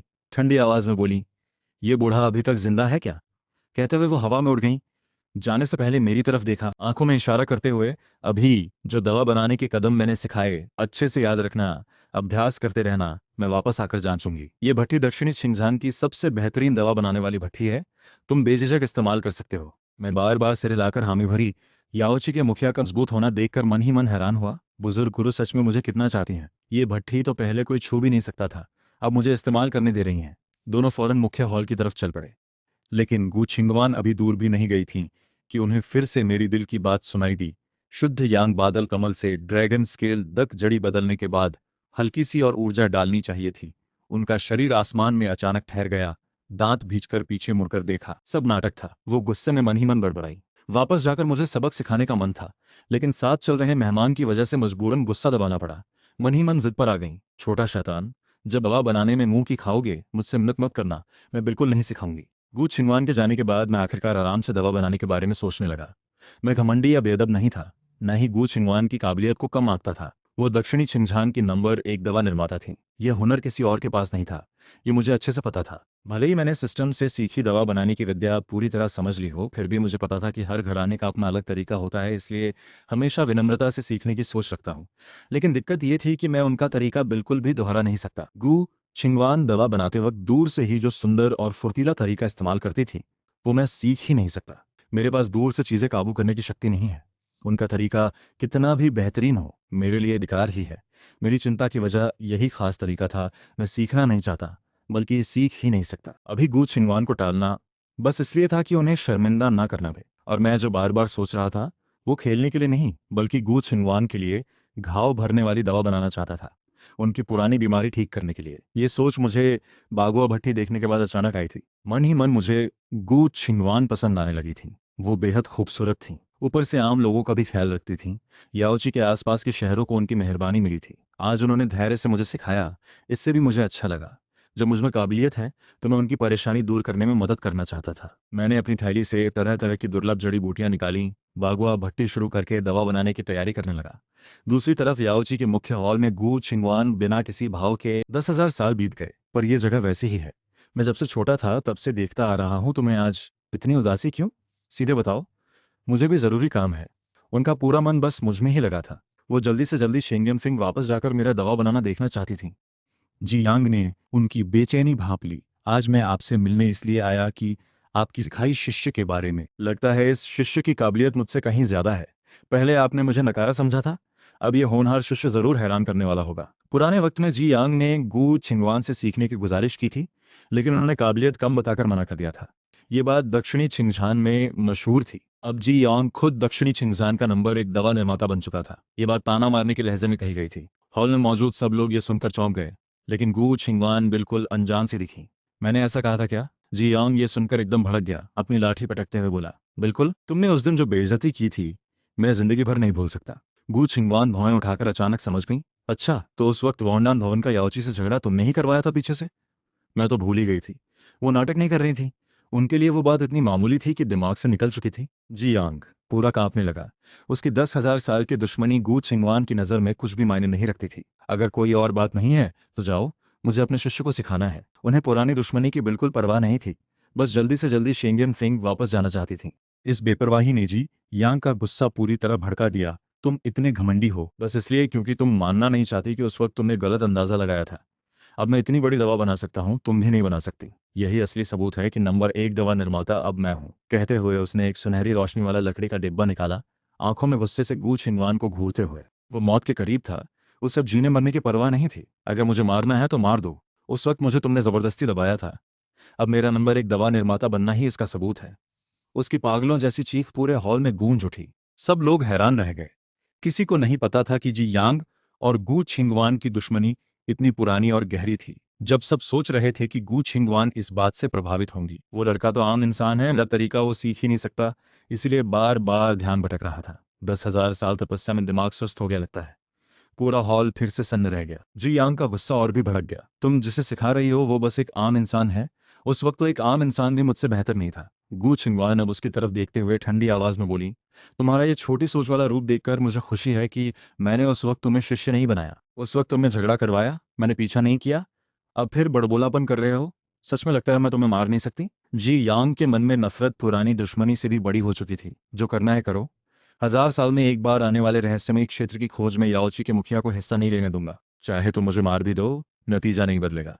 अब वो जमाना नहीं जब तुम्हारा राज चलता था दक्षिणी छिंगजान, अब वानडान भवन की मर्जी से चलता है। याओची के मुखिया गुस्से से चिल्लाए, तुम सम्राट को धमकी दे रहे हो। याओची के सम्राट को धमकी? सिर्फ पवित्र चीज रखने वाले ही अंदर जा सकते हैं। गु छिंगवान और याओची के मुखिया को अभी इस बारे में कुछ नहीं पता था। तुम्हें पता नहीं होगा, बस टॉप गुटों को ही पहले से पता होता है। अभी दक्षिणी छिंगजान में जिन गुटों के पास पवित्र चीजें हैं उनकी गिनती काफी कम है, और वानडान भवन के पास तो दो दो पवित्र चीजें हैं। दोनों को फौरन समझ आ गया, जियांग की वो पवित्र दर्जे की दवा भी एक पवित्र चीज ही थी। गु छिंगवान के मन में उसे छीनने का ख्याल आया, लेकिन जी यांग को पहले ही अंदाजा था, मैं तो पवित्र चीज लेकर आया ही नहीं, बस उसकी परछाई भर है। गु छिंगवान का चेहरा बार बार बदल रहा था। 1000 साल में एक बार आने वाला रहस्यमय क्षेत्र याओची का गौरव वापस पाने की चाबी थी, लेकिन उनका अपना धरती केंद्र अस्थिर था। दानव मन भी काबू से बाहर था। अभी तक कोई हल नहीं मिला था। याओची को उस रहस्यमय क्षेत्र में जाना ही होगा, लेकिन वानडान भवन के पास पवित्र चीज थी। वो पूरे दक्षिणी छिंगजान से दुश्मनी नहीं मोल ले सकती थी। ऊपर से अब दक्षिणी छिंगजान में शायद एक से ज्यादा बड़े दुश्मन हो। वो खुद भी बस नकली अर्थ लेवल थी। जी यांग की आवाज फिर गूंजी, अब तुम्हें भी मुझसे मिन्नत करनी पड़ेगी, ठीक वैसे ही जैसे मैंने उस दिन तुमसे सिखाने की गुजारिश की थी। पूरे हॉल में सन्नाटा छा गया। गू छिंगवान दांत भींचकर बेबस महसूस कर रही थी। उनके दानव मन की एक उम्मीद तो थी, लेकिन इस रहस्यमय क्षेत्र की मुसीबत का कोई हल नजर नहीं आ रहा था। तभी अचानक एक जोरदार गूंज पूरे याओची पवित्र स्थान में फैल गई। जी यांग का घमंड और गू छिंगवान की उलझन एक पल में जम गए। दोनों के चेहरे पर डर की छाया आ गई। ये तो पवित्र चीज के प्रकट होने का इशारा था, लेकिन याओची पवित्र स्थान में पवित्र चीज कैसे आ सकती है? इसके तुरंत बाद एक बहुत गहरी दवा की खुशबू फैलने लगी। ये पवित्र दर्जे की दवा की खुशबू थी। जी यांग की आंखें सिकुड़ गईं। फौरन एक तरफ मुड़कर देखने लगे। वो दिशा शेंगिन फेंग की तरफ थी जहां मैं था। पूरे आसमान में अचानक हलचल मच गई। सब लोगों को यकीन हो गया कि कोई पवित्र चीज प्रकट होने वाली है।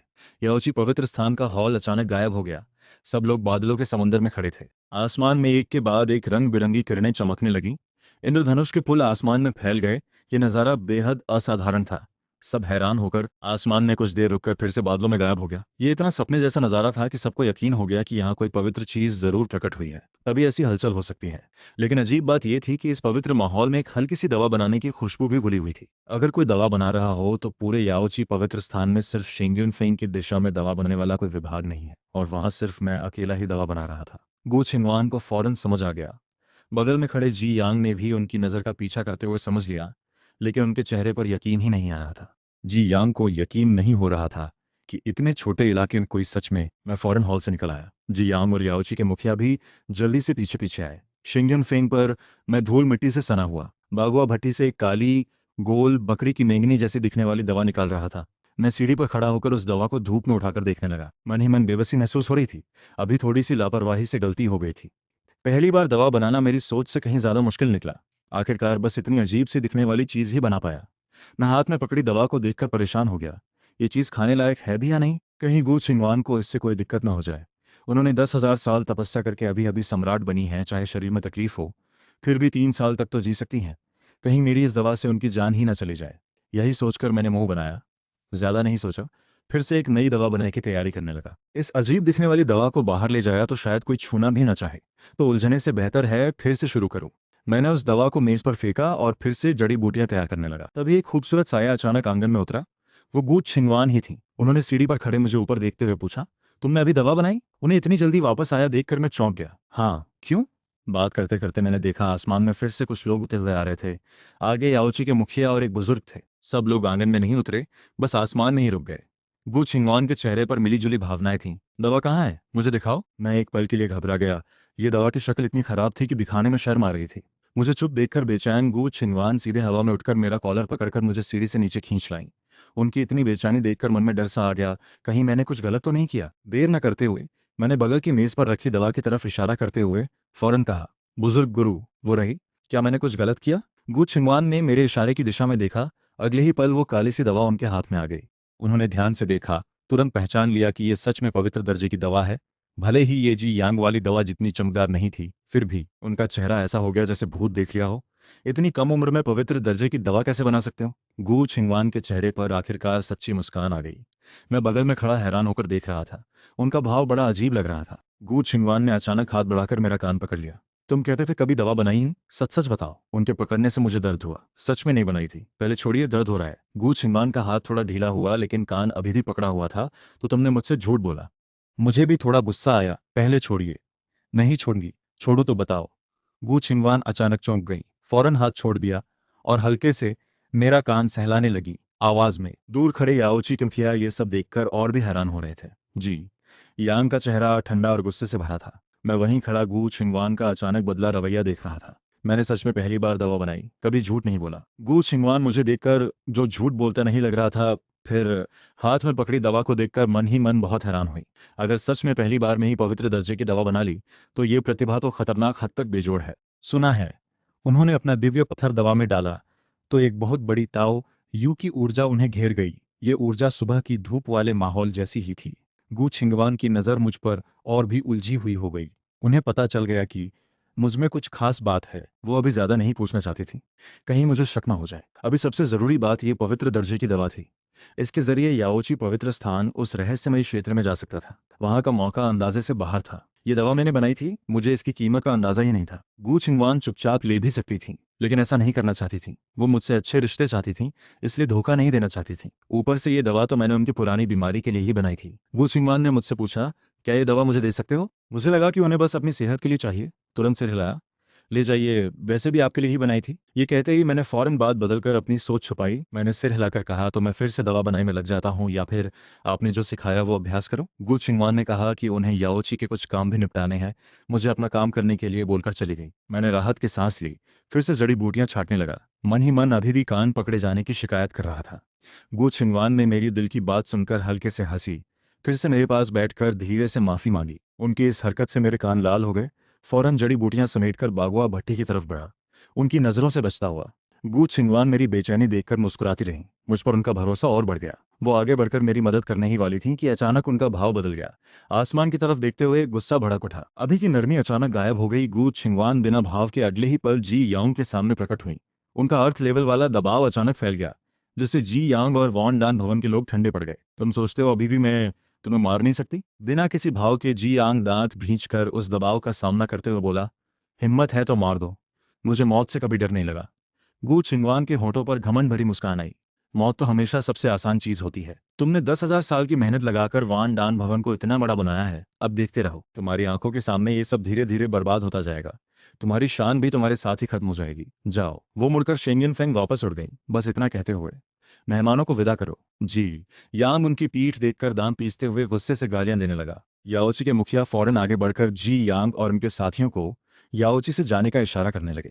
जैसे ही जी यांग वगैरह जाने ही वाले थे, आसमान से फिर से एक गूंज आई। पूरे आसमान में रंगीन रोशनी फैल गई। ऐसा लगा जैसे कोई दिव्य फीनिक्स फिर से प्रकट हुआ हो। एक और पवित्र दर्जे की दवा प्रकट होने की खुशखबरी आई। जी यांग वहीं ठिठक गया, मन ही मन बहुत सदमे में था। पवित्र दर्जे की दवा इतनी आसानी से बन कैसे रही है? शेंगिन फेंग पर मैं हाथ में चमकती हुई सुनहरी दवा देखकर आखिरकार संतुष्ट हो गया। इस बार सच में एक अच्छी दवा बना पाया। बगल में खड़ी गु छिंगवान बहुत उत्साहित थी। अभी मेरा दवा बनाने का तरीका बिल्कुल भी नियम कायदे वाला नहीं लग रहा था। आधा शरीर तो भट्ठी के अंदर घुसा हुआ था। बिल्कुल भी दवा बनाने वाले जैसी शान नहीं थी। फिर भी मैंने सच में फिर से पवित्र दर्जे की दवा बना ली। वो पूरी उम्मीद से मुझे देख रही थी, बस चाहती थी कि मैं तुरंत ये दवा निकाल कर उनकी पुरानी बीमारी ठीक कर दूं। लेकिन मैं मन ही मन सोच रहा था, हमें मिले तो बस एक दिन ही हुआ है, इतनी जल्दबाजी ठीक नहीं। गु छिंगवान को थोड़ी निराशा तो हुई, लेकिन उन्होंने जल्दबाजी नहीं की। हम दोनों की जान पहचान अभी बहुत कम थी। वो धैर्य से इंतजार करने को तैयार थी। मैंने दवा संभालकर सावधानी से पूछा, बुजुर्ग गुरु, अब हम तपस्या शुरू करें? गु छिंगवान ने कहा कि वो मेरी रोजमर्रा की आदतें देखकर मेरे लिए खास तपस्या का तरीका बनाएंगी। ये सुनकर मन में आलस सा आया। मैं चुपचाप कमरे में वापस जाकर सोने की तैयारी करने लगा। गु छिंगवान की तरफ देखते ही थोड़ा असहज महसूस हुआ। अगले कुछ दिनों तक गु छिंगवान शेंगयुन फेंग के आंगन में ही रहीं, बिल्कुल मेरे साथ साथ रहने लगी। मुझे धीरे धीरे अपनी दिनचर्या का पता चलने लगा। सुबह उठकर नाश्ता बनाना, आंगन साफ करना, फिर आराम करना, दोपहर को खाना बनाना, दोपहर बाद कभी थोड़ी देर आराम, कभी पहाड़ी पर सब्जी के बगीचे में काम। शाम को खाना बनाना, खाने के बाद टहलना, कभी कभी दवा बनाने का अभ्यास करके जल्दी सो जाना। गु छिंगवान मुझे पूरे दिन खाते सोते काम करते देखकर हैरान थी। बिल्कुल भी तपस्या नहीं कर रहा था, फिर भी उन्होंने कुछ नहीं कहा। साथ रहते रहते मैं भी उनसे सहज होने लगा। दोनों के बीच का रिश्ता शांत और सरल हो गया। बातचीत भी खुलकर होने लगी।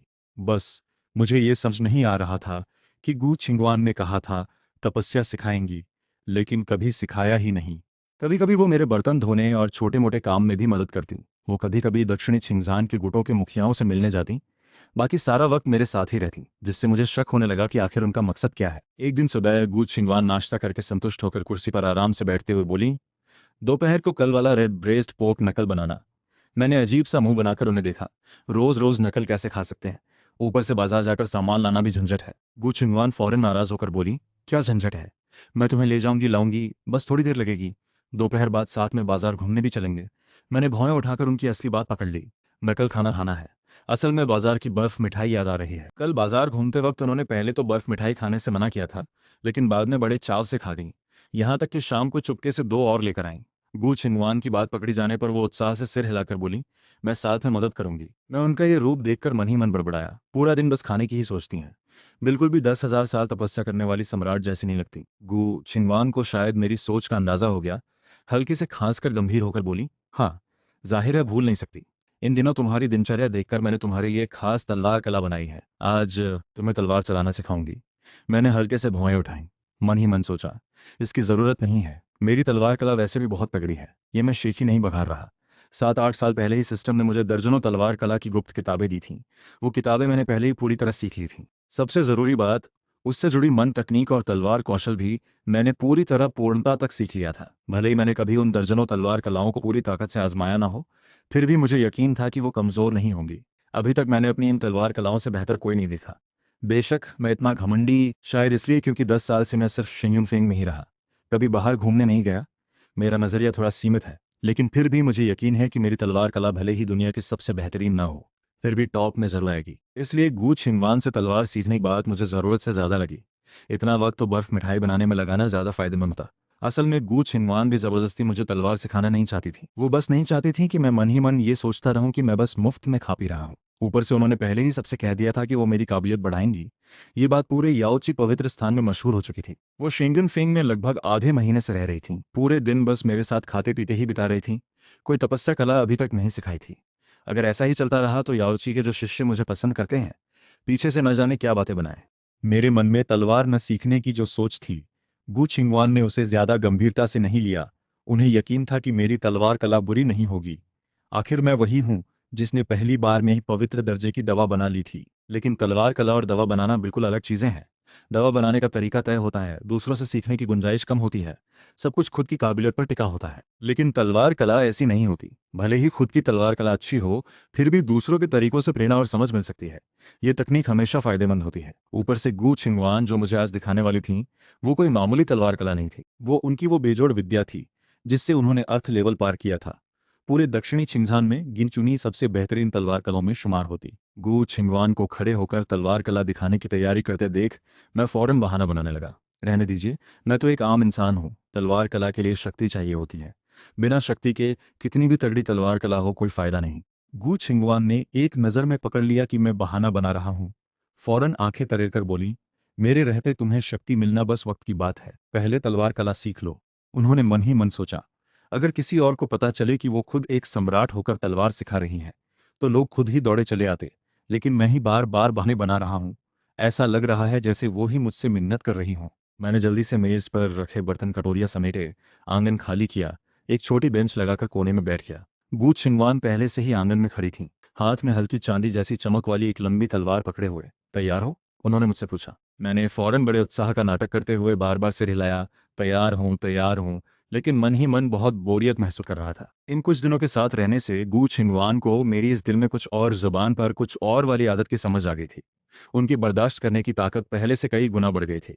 बस छोटा शैतान कहकर छोड़ दिया, ज्यादा ध्यान नहीं दिया। आंगन में गु छिंगवान ने गहरी सांस ली और तलवार कला दिखाना शुरू किया। उन्होंने बिल्कुल भी शक्ति इस्तेमाल नहीं की, बस इस तलवार कला के बुनियादी दांव धीरे धीरे समझाने लगी। लेकिन जैसे ही उनका शरीर हिलना शुरू हुआ, मेरे चेहरे की बेपरवाही और बोरियत एक पल में गायब हो गई। आंखें अचानक चमक उठी। ध्यान से तलवार कला दिखा रही गू छिंगवान ने फौरन मेरे चेहरे का बदलाव पकड़ लिया। होठों पर हल्की मुस्कान आ गई। मन ही मन घमंड सा महसूस हुआ।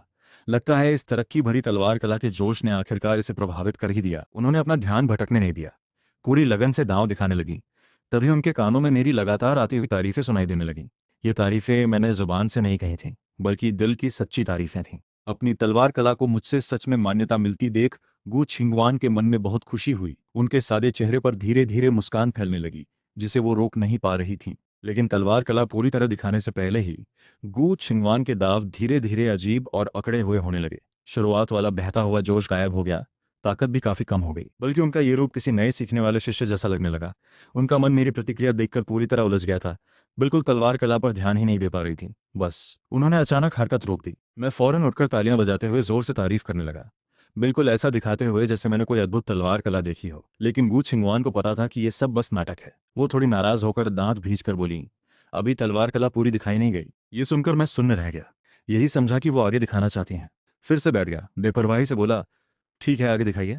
गू छिंगवान मुझे कुछ पल चुपचाप देखती रहीं, फिर शर्माते हुए बोली, अच्छे से ध्यान से देखना, समझे?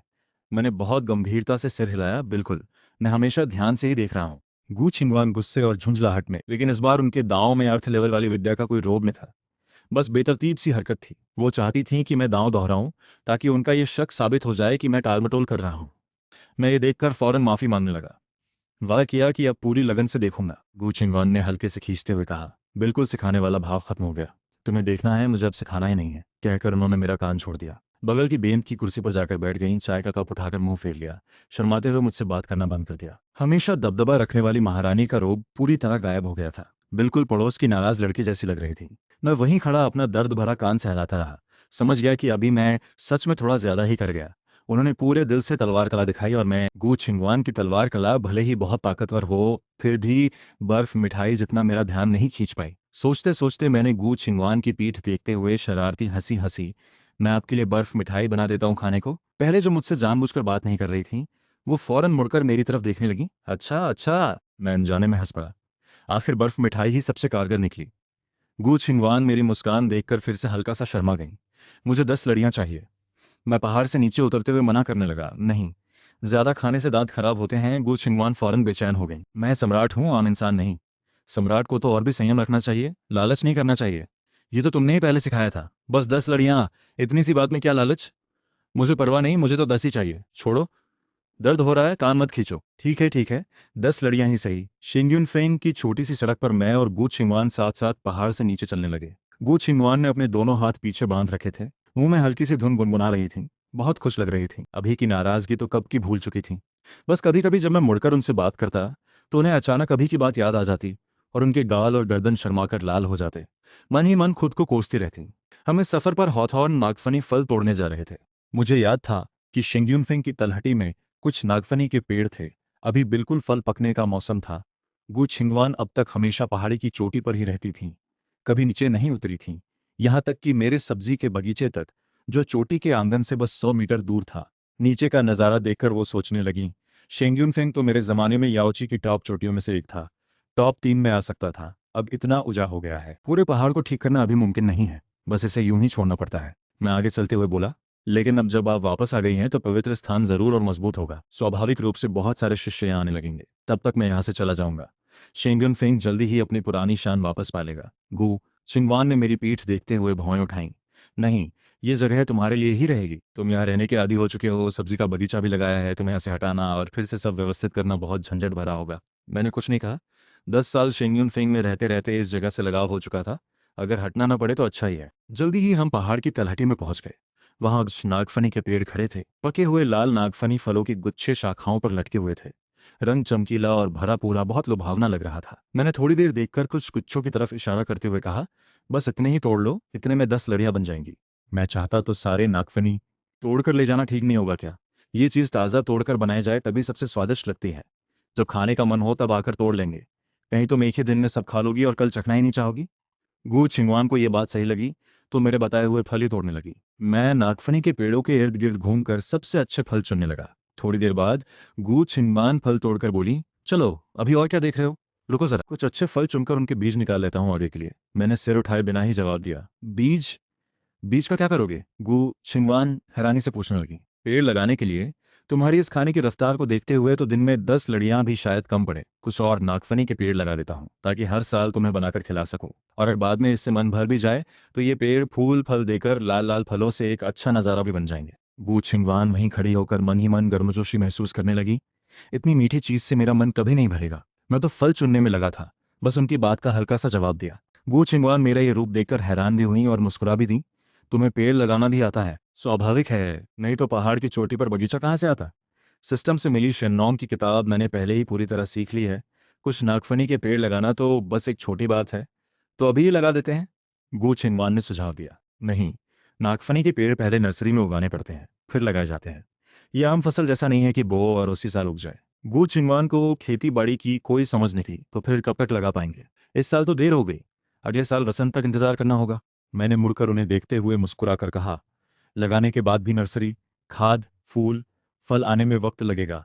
अपने हाथों से लगाई नागफनी खाने में कम से कम 2-3 साल लगेंगे। गु छिंगवान मुझे सीधे देखने लगी। 2-3 साल का वक्त एक तपस्वी के लिए तो पलक झपकते जैसा है।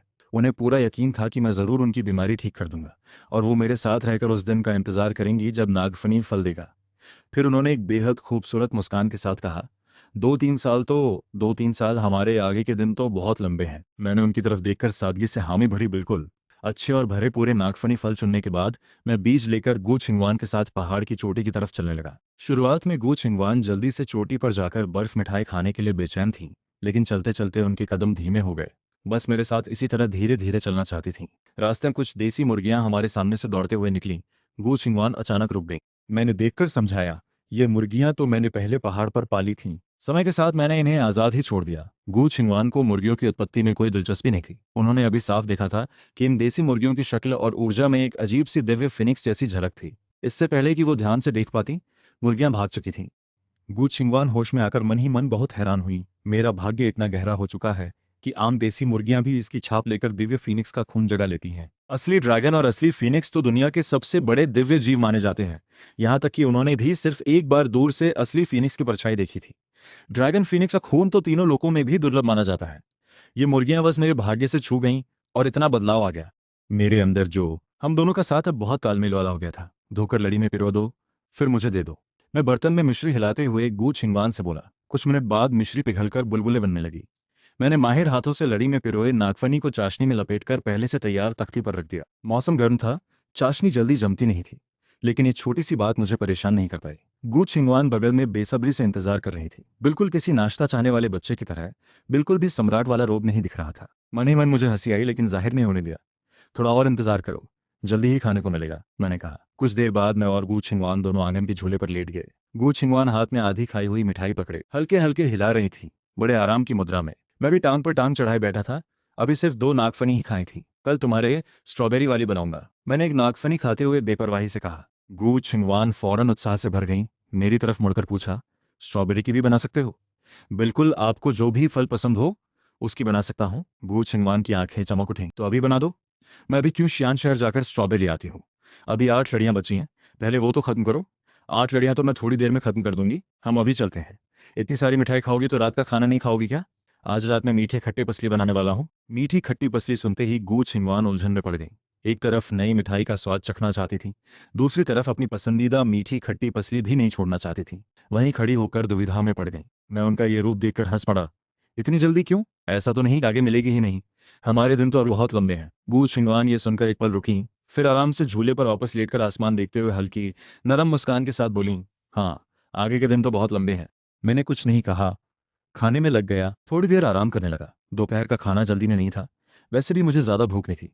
गू छिंगवान को भी मिठाई से पेट भरा हुआ था, खाने की जरूरत नहीं थी। मैं अभी नींद में ही था कि अचानक एक भारी और गहरी घंटी की आवाज पूरे याओची पवित्र स्थान में गूंज उठी। मैं चौंक कर उठ बैठा, हैरानी से चारों तरफ देखने लगा। ये घंटी की आवाज, क्या याओची में कोई खास मेहमान आया है या कोई बड़ी घटना हुई है? मैंने अनजाने में बगल के झूले की तरफ देखा। गू छिंगवान वहां नहीं थी। मन में कुछ खटका, मुड़कर दूसरी तरफ देखा। भौहें उठाकर अजीब सा पूछा, क्या कर रही हैं? मैं गू छिंगवान के बगल में ही खड़ा था, हाथ में अभी थोड़ी देर पहले आधी खाई हुई मिठाई पड़े हुए। गू छिंगवान को भी शायद उम्मीद नहीं थी कि याओची पवित्र स्थान में अचानक घंटी बजेगी। दोनों एक दूसरे को देखते रहे। कुछ देर बाद गू छिंगवान थोड़ी घबराहट से मुख्य हॉल की दिशा में देखते हुए बोली, लगता है छिंगू महारानी आई हैं। छिंगू महारानी? मैंने आंखें झपकाई। 10 साल से इस दुनिया में रहते हुए मैंने बहुत कम लोगों के नाम सुने थे। ज्यादातर याओची पवित्र स्थान के ही लोग थे। आखिर में याओची से बाहर निकलता ही नहीं था। ऊपर से आम इंसान बनकर तपस्या करने के नाटक में बाहर के लोगों को जानने की कोई जरूरत भी नहीं थी। लेकिन छिंगू महारानी का नाम मैंने इसलिए सुना था क्योंकि वो बहुत मशहूर थीं। उस जमाने में गू छिंगवान जितनी ही मशहूर थीं, अब तो शायद उनसे भी ज्यादा नाम कमा चुकी थीं। गू छिंगवान 10,000 साल तपस्या में रहीं। याओची के लोगों को छोड़कर बाकी सब लोग तो उन्हें लगभग भूल ही चुके थे, लेकिन छिंगू महारानी कभी तपस्या में नहीं गई। 10,000 साल से दक्षिणी छिंगझान में सक्रिय रहीं। नाम और भी मशहूर होता गया। छिंगू महारानी की सबसे मशहूर बात यह थी कि पूरे दक्षिणी छिंगझान में हर मर्द उन्हें पाना चाहता था। गु छिंगवान भले ही बेजोड़ खूबसूरत थीं, लेकिन उनका माहौल ठंडा और दूर का सा था। आसमान के सबसे दूर वाले तारे जैसा, जिसे बस देखा जा सकता है, पास जाने का ख्याल भी नहीं आता। लेकिन छिंगू महारानी बिल्कुल अलग थीं। बस मैंने कभी, लेकिन बिना सोचे भी समझ सकता था कि वो जरूर गू छिंगवान जितने ही दर्जे की होंगी। जब मैं सोच में डूबा था, तब तक गू छिंगवान आखिरी नागफनी मुंह में डाल चुकी थी। सादगी से बोली, इस बार तुम भी चलोगे? मैं हैरान होकर उन्हें देखने लगा। मैं जाकर क्या करूंगा? मेरे पूछने से पहले ही गू छिंगवान ने अपनी शक्ति से मेरा कॉलर पकड़ लिया। मुझे किसी छोटे चूजे की तरह उठाकर सीधे मुख्य हॉल की तरफ उड़ चली। रास्ते में 10 दिन पहले छिंगहू महारानी क्वासी अर्थ से अर्थ लेवल पर पहुंची थी। इस बार याओची आने की शायद दो वजहें होंगी। एक तो रहस्यमयी क्षेत्र वाली बात पर चर्चा करना, दूसरा मुझे अपनी तलवार कला दिखाकर घमंड करना। मैं तुम्हें छिंगहू महारानी की तलवार कला दिखाने ले जा रही हूँ। हॉल पहुंचकर कुछ भी उल्टा सीधा मत बोलना। बस मेरे बगल में बैठकर ध्यान से देखना और सीखना। गू छिंगवान सच में मुझे कुछ सिखाना चाहती थी, लेकिन एक तरफ तो मैं पहले ही पवित्र दर्जे की दवा बना चुका था, यहां तक कि वो खुद भी उससे फायदा उठा चुकी थी। हथियार या दिव्य वस्तुएं वो मुझे देना चाहती थी, लेकिन फिर सोचा कि मैं तो आम इंसान बनने का नाटक कर रहा हूं। यहां तक कि हवा में उड़ने का दिखावा भी जानबूझकर नहीं करता, तो शक्ति से चलने वाली चीजें बेकार होंगी। वो मुझे बस कुछ दांव पेच सिखा सकती थीं, लेकिन उन दावों को याद करके उन्हें कुछ और याद आ गया। मुझे छिंगू महारानी की तलवार कला देखनी है। छिंगू महारानी मुख्य रूप से तलवार कला में माहिर है। 10,000 साल पहले ही गू छिंगवान से थोड़ी बेहतर थी। मैं गू छिंगवान की बात सुनकर हैरान होकर बोला, छिंगू महारानी की तलवार कला देखनी है? तलवार कला हो या ना हो, ज्यादा फर्क नहीं पड़ता। असली बात तो यह है कि छिंगू महारानी दिखती कैसी हैं। आखिर कैसी होंगी? जरूर खूबसूरत होंगी, शायद गू छिंगवान से भी ज्यादा। मेरी ये दिल की बात शुरू होते ही गू छिंगवान की चाल एक पल के लिए रुक गई। साफ लग रहा था कि उन्होंने सुन लिया। अचानक मुझे साथ लाने पर पछतावा सा हुआ, लेकिन अब बहुत देर हो चुकी थी। वो मुझे लेकर मुख्य हॉल वाले पहाड़ पर पहुंच चुकी थी। हॉल के सामने पहले से ही बहुत सारे लोग जमा थे। याओची के बड़े बुजुर्ग, शिष्य और छिंगू महारानी के 1000 सेज माउंटेन के शिष्य भी भीड़ जुटी हुई थी। 1000 सेज माउंटेन के शिष्य जमीन पर घुटनों के बल झुककर आदर से बोले, याओची की महारानी को नमस्कार। जमीन पर उतरते ही गू छिंगवान का भाव फिर से वैसा हो गया जैसा मैंने पहली बार देखा था। पवित्र, दूर की, ठंडी और विशाल, हजारों मील दूर की। अभी अभी आंगन में जो रूप था उससे बिल्कुल अलग। तभी भीड़ में से एक बेहद मादक आवाज आई, बहुत दिनों बाद मिले, छिंगवान। यह आवाज इतनी नरम और लिपटी हुई थी कि आम मर्द सुनकर पिघल जाए। कदमों की आहट के साथ एक साया हॉल की दिशा से धीरे धीरे आने लगा। मैंने ऊपर देखा तो फौरन उस छिंगू महारानी को देख लिया। सच में बेहद खूबसूरत थीं। उनके शराबी लाल रंग के लंबे बाल ऊपर बंधे थे, जिससे उनकी पतली और आकर्षक गर्दन दिख रही थी। मोहक आंखें, तीखी नाक, आकर्षक चमकीले लाल होंठ, बहुत ध्यान खींचने वाला रूप था। सबसे खास बात यह थी कि उनके सिर पर मुलायम रोएंदार लोमड़ी के कान भी थे। उनके पिता उस जमाने के लोमड़ी कबीले के सेनापति थे। मां मानव कबीले की तपस्वी थी, इसलिए उनमें लोमड़ी कबीले के कुछ गुण भी थे। ऐसा रूप देखकर कोई हैरानी नहीं कि वो पूरे दक्षिणी छिंगझान के हर मर्द का सपना बन गई। हालांकि खूबसूरती में वो गू छिंगवान जितनी ही दर्जे की हैं, फिर भी मुझे तो गू छिंगवान ही सबसे ज्यादा पसंद है। गू छिंगवान ही सबसे बेहतरीन देवी हैं, दुनिया में नंबर 1। मैं मन ही मन दोनों की तुलना करने लगा। गू छिंगवान भले ही बहुत दूर की लगती हैं, लेकिन मुझे उन्होंने खास तवज्जो दी है। बस यही खासियत उन्हें मेरे दिल में सबसे अलग जगह देती है। बगल में खड़ी गू छिंगवान ने मेरे दिल की बात सुनकर हल्के से शर्मा गई। मन ही मन खुद को कोसा, फिर भी होठों पर एक हल्की सी, मुश्किल से नजर आने वाली मुस्कान आ गई। नहीं नहीं, ये सही नहीं है। गू छिंगवान जो आगे बढ़कर छिंगहू महारानी को नमस्कार करने वाली थीं, ये सुनकर एक पल के लिए ठिठक गईं। चेहरे पर हैरानी छा गई। अगले ही पल मेरी दिल की बात फिर से आई। इस तलवार कला की शुरुआत में ही दायरा थोड़ा छोटा लग रहा है। गू छिंगवान पहले तो चौंकी, फिर समझ आते ही गुस्सा भड़क उठा। मन ही मन मुझे 1000 बार कोसा, छोटा शैतान फिर से कहीं गलत जगह देख रहा है। लेकिन उन्हें उम्मीद नहीं थी कि मैं असल में तलवार कला की समीक्षा कर रहा था। गू छिंगवान ने अपनी हैरानी दबाकर मेरी तरफ ध्यान देना बंद कर दिया। नजर उठाकर सामने आ रही छिंगू महारानी की तरफ देखने लगी। एक गहरी खुशबू फैल गई। छिंगू महारानी ने घुटनों के बल झुके सब लोगों की तरफ बिना कोई भाव दिखाए कहा, उठ जाओ। फिर गू छिंगवान चुपचाप छिंगू महारानी को पार करते हुए मुझे साथ लेकर हॉल के आगे की तरफ बढ़ी। छिंगू महारानी को गू छिंगवान की इस ठंडी बेरुखी की आदत थी। उन्हें बुरा नहीं लगा, बल्कि उनकी नज़रें सीधे मुझ पर टिक गईं। इन दिनों याओची पवित्र स्थान भले ही शांत दिख रहा हो, लेकिन पूरे दक्षिणी छिंगझान में एक नौजवान दवा निर्माता की खबर से हलचल मच चुकी थी, जो पवित्र दर्जे की दवा बना सकता था। सारे बड़े गुट चुपचाप इसकी जांच कर रहे थे। पता चला था कि ये दवा निर्माता जवान और सुंदर है। पहले आम इंसान था, इतना सुंदर रूप, ऊपर से गू छिंगवान हमेशा से ठंडी और दूर की रही हैं। वो किसी आम इंसान को अपने इतने पास कभी नहीं रखती। ऊपर से याओची तो मैं ही इकलौता पुरुष शिष्य था। मैं गू छिंगवान के पीछे पीछे चलते हुए जानता था कि उनका और छिंगू महारानी का रिश्ता कैसा है। वो दोनों असली प्रतिद्वंद्वी हैं, जानी दुश्मन। 10,000 साल पहले भले ही वॉन्डान भवन और याओची में तनातनी रही हो, गू छिंगवान ने उन्हें कभी गंभीरता से नहीं लिया। सिर्फ छिंगू महारानी सु लियान ही उनकी असली टक्कर की मानी जाती थी। गू छिंगवान पहले से तैयार सुनहरे सिंहासन के पास पहुंचकर हल्के नीले पारदर्शी वस्त्र पहने हुए मुड़कर बैठ गए। मैं उनके बगल में याओची के मुखिया के पास जाकर खड़ा हो गया। इसी वक्त सु लियान की पीठ पीछे सुनहरी चमक, दोनों बिल्कुल दो अलग छोर जैसी थीं। गू छिंगवान सादे सफेद वस्त्र में बर्फ जैसी लगती थी। माहौल ठंडा और गुलाब जैसा सुंदर था। सु लियान चमकदार श्रृंगार और भड़कीले कपड़ों में बेहद आकर्षक और स्वाभाविक रूप से मोहक थी। गू छिंगवान ने पहले बात शुरू की, आवाज सादी लेकिन दबदबे वाली। इस बार तुम रहस्यमय क्षेत्र की बात करने ही हो, है ना? सु लियान अपने सिंहासन पर आराम से झुकते हुए बोली, तुम अब भी वैसी ही हो, सीधे मुद्दे पर आ जाती हो। ठीक है, तो मैं भी वक्त बर्बाद नहीं करती। इस बार रहस्यमय क्षेत्र में सबसे मजबूत दो गुट है, याओची पवित्र स्थान और थाउजेंड सेज माउंटेन। तुम और मैं भी एक दूसरे की सबसे बड़ी प्रतिद्वंद्वी हैं, लेकिन हमें आपस में लड़ने की जरूरत नहीं। अगर साथ मिलकर काम करें तो इस रहस्यमय क्षेत्र में हम दोनों सबसे बड़े विजेता बन सकते हैं। जब सु लियान अपने लोगों के साथ थाउजेंड सेज माउंटेन से निकली थी, तभी गू छिंगवान को उनके आने का मकसद समझ आ गया था। मन ही मन पहले से ही तय कर लिया था। उन्हें बस ये हैरानी थी कि लगभग अर्थ लेवल के करीब पहुंच चुकी और हमेशा से खुद को जानी दुश्मन मानने वाली सु लियान खुद बातचीत करने चली आई। इसका मतलब ये रहस्यमय क्षेत्र कोई मामूली बात नहीं है। सु लियान को जरूर इसका राज पता होगा। 10,000 साल तपस्या में रहने से याओची पवित्र स्थान पहले ही टॉप गुटों की सूची से बाहर हो चुका था।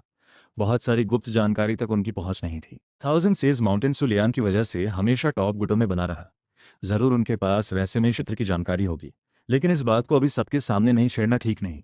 बाद में विस्तार से बात करनी होगी। हल्की हंसी के साथ उनका अंदाज बदल गया, लेकिन साथ काम करने में भी कौन आगे रहेगा ये तय करना होगा। रहस्यमय क्षेत्र से मिलने वाला खजाना कैसे बांटेंगे? अगर वहां दोनों की राय अलग हो तो किसकी बात मानी जाएगी? ये सब पहले ही साफ कर लेना चाहिए। गू छिंगवान ने बिना कोई भाव दिखाए उनकी तरफ देखा। तुम्हें अभी भी 10,000 साल पहले वाला अधूरा मुकाबला याद है ना? सु लियान ने हल्के से सिर उठाकर अपनी सुंदर ठुड्डी दिखाते हुए कहा, बिल्कुल सही। आज हम वो मुकाबला पूरा कर लेते हैं। जो जीतेगा रहस्यमय क्षेत्र की बात उसी की मानी जाएगी। अब तो हम दोनों ही सम्राट हैं। अगर लड़ाई शुरू हो गई तो आधा दक्षिणी छिंझान तबाह हो जाएगा। ऊपर से रहस्यमय क्षेत्र नजदीक है, कोई भी घायल हुआ तो बड़ा नुकसान होगा। गू छिंगवान लड़ाई से बचना नहीं चाहती थी। बस 10,000 साल पहले वाला मुकाबला तलवार कला का था। सु लियान तो तलवार की दीवानी है। 10,000 साल की सख्त तपस्या से उनकी तलवार कला और भी निखर गई होगी। जबकि गू छिंगवान ने 10,000 साल सिर्फ लेवल पार करने में लगाए। तलवार कला में सिवाय अर्थ लेवल पार करते वक्त बनाई तलवार कला के कोई तरक्की नहीं हुई थी। और सबसे जरूरी बात, सु लियान असली बड़ी दुश्मन नहीं थी। अगर लड़ाई हुई तो उनकी असली ताकत उजागर हो जाएगी। जब तक मैं उनका दानव मन ठीक नहीं कर देता, तब तक वो कोई खतरा मोल नहीं ले सकती थी। सु लियान को शायद ये पहले से पता था कि वो ऐसा ही कहेंगी। लड़ने की जरूरत नहीं है, बस हम दोनों अपनी अपनी सबसे मजबूत तलवार कला दिखाते हैं। कौन बेहतर है ये साफ पता चल जाएगा। ऊपर से बैठे शिष्यों को भी सीखने का मौका मिलेगा। दो फायदे एक साथ। सु लियान की बात खत्म होते ही गू छिंगवान की आंखों में एक हल्की सी चमक आई। इन्हें पहले से ही पता था। यही तो वजह थी जो वो मुझे साथ लाई थी। इस तरह के मुकाबले में उन्हें अपनी अर्थ लेवल पार करते वक्त बनाई तलवार कला पर काफी भरोसा था। दांव पेच में वो हारेंगी नहीं। इसलिए गू छिंगवान के होठों पर सु लियान पहले से ही बेसब्र थी। गू छिंगवान की हामी सुनते ही फौरन हॉल के सामने चौक के बीच में उतर आईं। उन्होंने हल्की सांस लेकर धीरे धीरे हाथ उठाया। हाथ उठाते ही पूरा माहौल बदल गया। सबके आसपास का शांत याओची पवित्र स्थान गायब होकर तलवारों और लड़ाई के मैदान जैसा बन गया। एक डरावनी तलवार भावना पूरे मैदान में फैल गई। वहां मौजूद शिष्यों के चेहरे पर उत्साह और डर दोनों की मिलीजुली भावना दिखने लगी। तलवार भावना हर तलवारबाज का सपना होती है, जिंदगी भर की मेहनत का लक्ष्य। गू छिंगवान चौक के बीच खड़ी सु लियान को देखते हुए हैरानी से भरी नजरों से देखने लगी। एक संभावना ये भी थी कि सु लियान की तलवार कला अब ताओ मार्ग तक पहुंच चुकी हो। गू छिंगवान के मन में ठंडक सी दौड़ गई। 10,000 साल में सु लियान इतनी ज्यादा मजबूत कैसे हो गई? उस जमाने में भले ही सु लियान पीछा करती रहती थी, लेकिन गू छिंगवान हमेशा एक कदम आगे रहती थी। लेकिन अब उन्हें पता चल गया कि वो अब सु लियान की टक्कर की नहीं रही। अर्थ लेवल पार करते वक्त बनाई उनकी तलवार कला में कुछ कमी रह गई थी। पूरी ताकत लगाकर भी वो अब सु लियान की बराबरी नहीं कर सकती। गू छिंगवान जल्दी ही इसे स्वीकार कर गईं। हार गईं तो हार गईं। 10,000 साल पुरानी जिद हवा में कब की उड़ चुकी थी। रहस्यमय क्षेत्र के बारे में सू लियान को ज्यादा जानकारी थी। अगर वही आगे रहें तो कोई हर्ज नहीं। उन्होंने मन की हलचल शांत करके सराहना और सीखने के भाव से ध्यान से देखना शुरू किया। उम्मीद थी कि इससे कुछ सीखकर अपनी तलवार कला की कमी पूरी कर सके। सू लियान की तलवार कला बेहद शानदार और रंगीन थी, बिल्कुल उन्हीं की तरह। एक पल में ही हैरान कर देने वाली अदा और पहाड़ जैसी अजेय ताकत दोनों झलकती थीं। अगर वो अपनी पूरी शक्ति और मन तकनीक का इस्तेमाल करती तो शायद उस एक वार की ताकत पूरे दक्षिणी छिंझान को हिला सकती थी। देखते देखते गू छिंगवान ने चुपके से एक बार मेरी तरफ देखा। मैं तलवार कला बहुत ध्यान से देख रहा था। बीच बीच में सोच में डूबा हुआ भाव भी दिख रहा था। उन्हें थोड़ी राहत मिली। अच्छा हुआ इस बार मैंने गलत जगह नहीं देखा। सच में सीख रहा हूँ। तभी सू लियान ने तलवार समेटकर खड़ी हो गई। पूरी तलवार कला दिखाना खत्म हो गया। वो दिल दहला देने वाली तलवार भावना भी धीरे धीरे गायब हो गई। वहां मौजूद सारे शिष्य शर्मिंदा से दिखने लगे। खुद को इतना कम समझने पर गू छिंगवान के चेहरे पर छुपाए न छुपने वाला घमंड था। गू छिंगवान ने अपना हैरान भाव समेटकर धीरे से उठ खड़ी हुई। भले ही उन्हें पता था कि वो सू लियान से कमजोर है, फिर भी बिना मुकाबला किए पीछे नहीं हटती। ये उनका स्वभाव नहीं था। बस मन ही मन थोड़ी बेचैन थी। डर था कि मैं फिर से कोई शर्मनाक बात दिल में ना बोल दूं जिससे उनका ध्यान भटके। अगर सबके सामने शर्मिंदगी हो गई तो बड़ी बेइज्जती होगी। जैसे ही गू छिंगवान चौक के बीच जाने की तैयारी कर रही थी, तभी मेरे दिल की बात अचानक आई। छोटा है। गू छिंगवान का शरीर अकड़ गया। चेहरे पर हैरानी छा गई। क्या छोटा है? पहले के अनुभवों के आधार पर उन्हें फौरन गलतफहमी हुई। मन ही मन गुस्सा भड़क उठा। मुझे मन ही मन छोटा शैतान कहकर कोसा। लगता है ये फिर से कहीं गलत जगह देख रहा है। मेरी दिल की बात फिर से आई। हाँ, सच में छोटा है। इस तलवार कला का दायरा छोटा है। गू छिंगवान पूरी तरह सुन्न रह गई। यकीन नहीं हो रहा था कि उन्होंने सही सुना। सू लियान की इस तलवार कला का नाम विनथियान आसमान से सवाल था, जो उन्होंने रहस्यमय क्षेत्र से पाई थी। एक अर्थ लेवल की तलवार कला जिसमें आसमान धरती से सवाल करने वाली विशाल भावना झलकती थी। 10,000 साल की सख्त तपस्या से सू लियान ने इस तलवार कला को पूरी तरह निखार लिया था। अपने भाग्य को भी इसमें घोल दिया था। बेजोड़ स्तर तक पहुंचा दिया था। इतनी ताकतवर तलवार कला को मैंने दायरा छोटा है कह दिया। गू छिंगवान को लगा कि मैं बस नौजवानी की बेपरवाही में कुछ भी बोल रहा हूं। आखिर मैंने ये बात दिल में ही कही थी, जोर से नहीं बोली तो कोई बड़ी बात नहीं। उन्होंने मुड़कर एक बार मेरी तरफ देखा।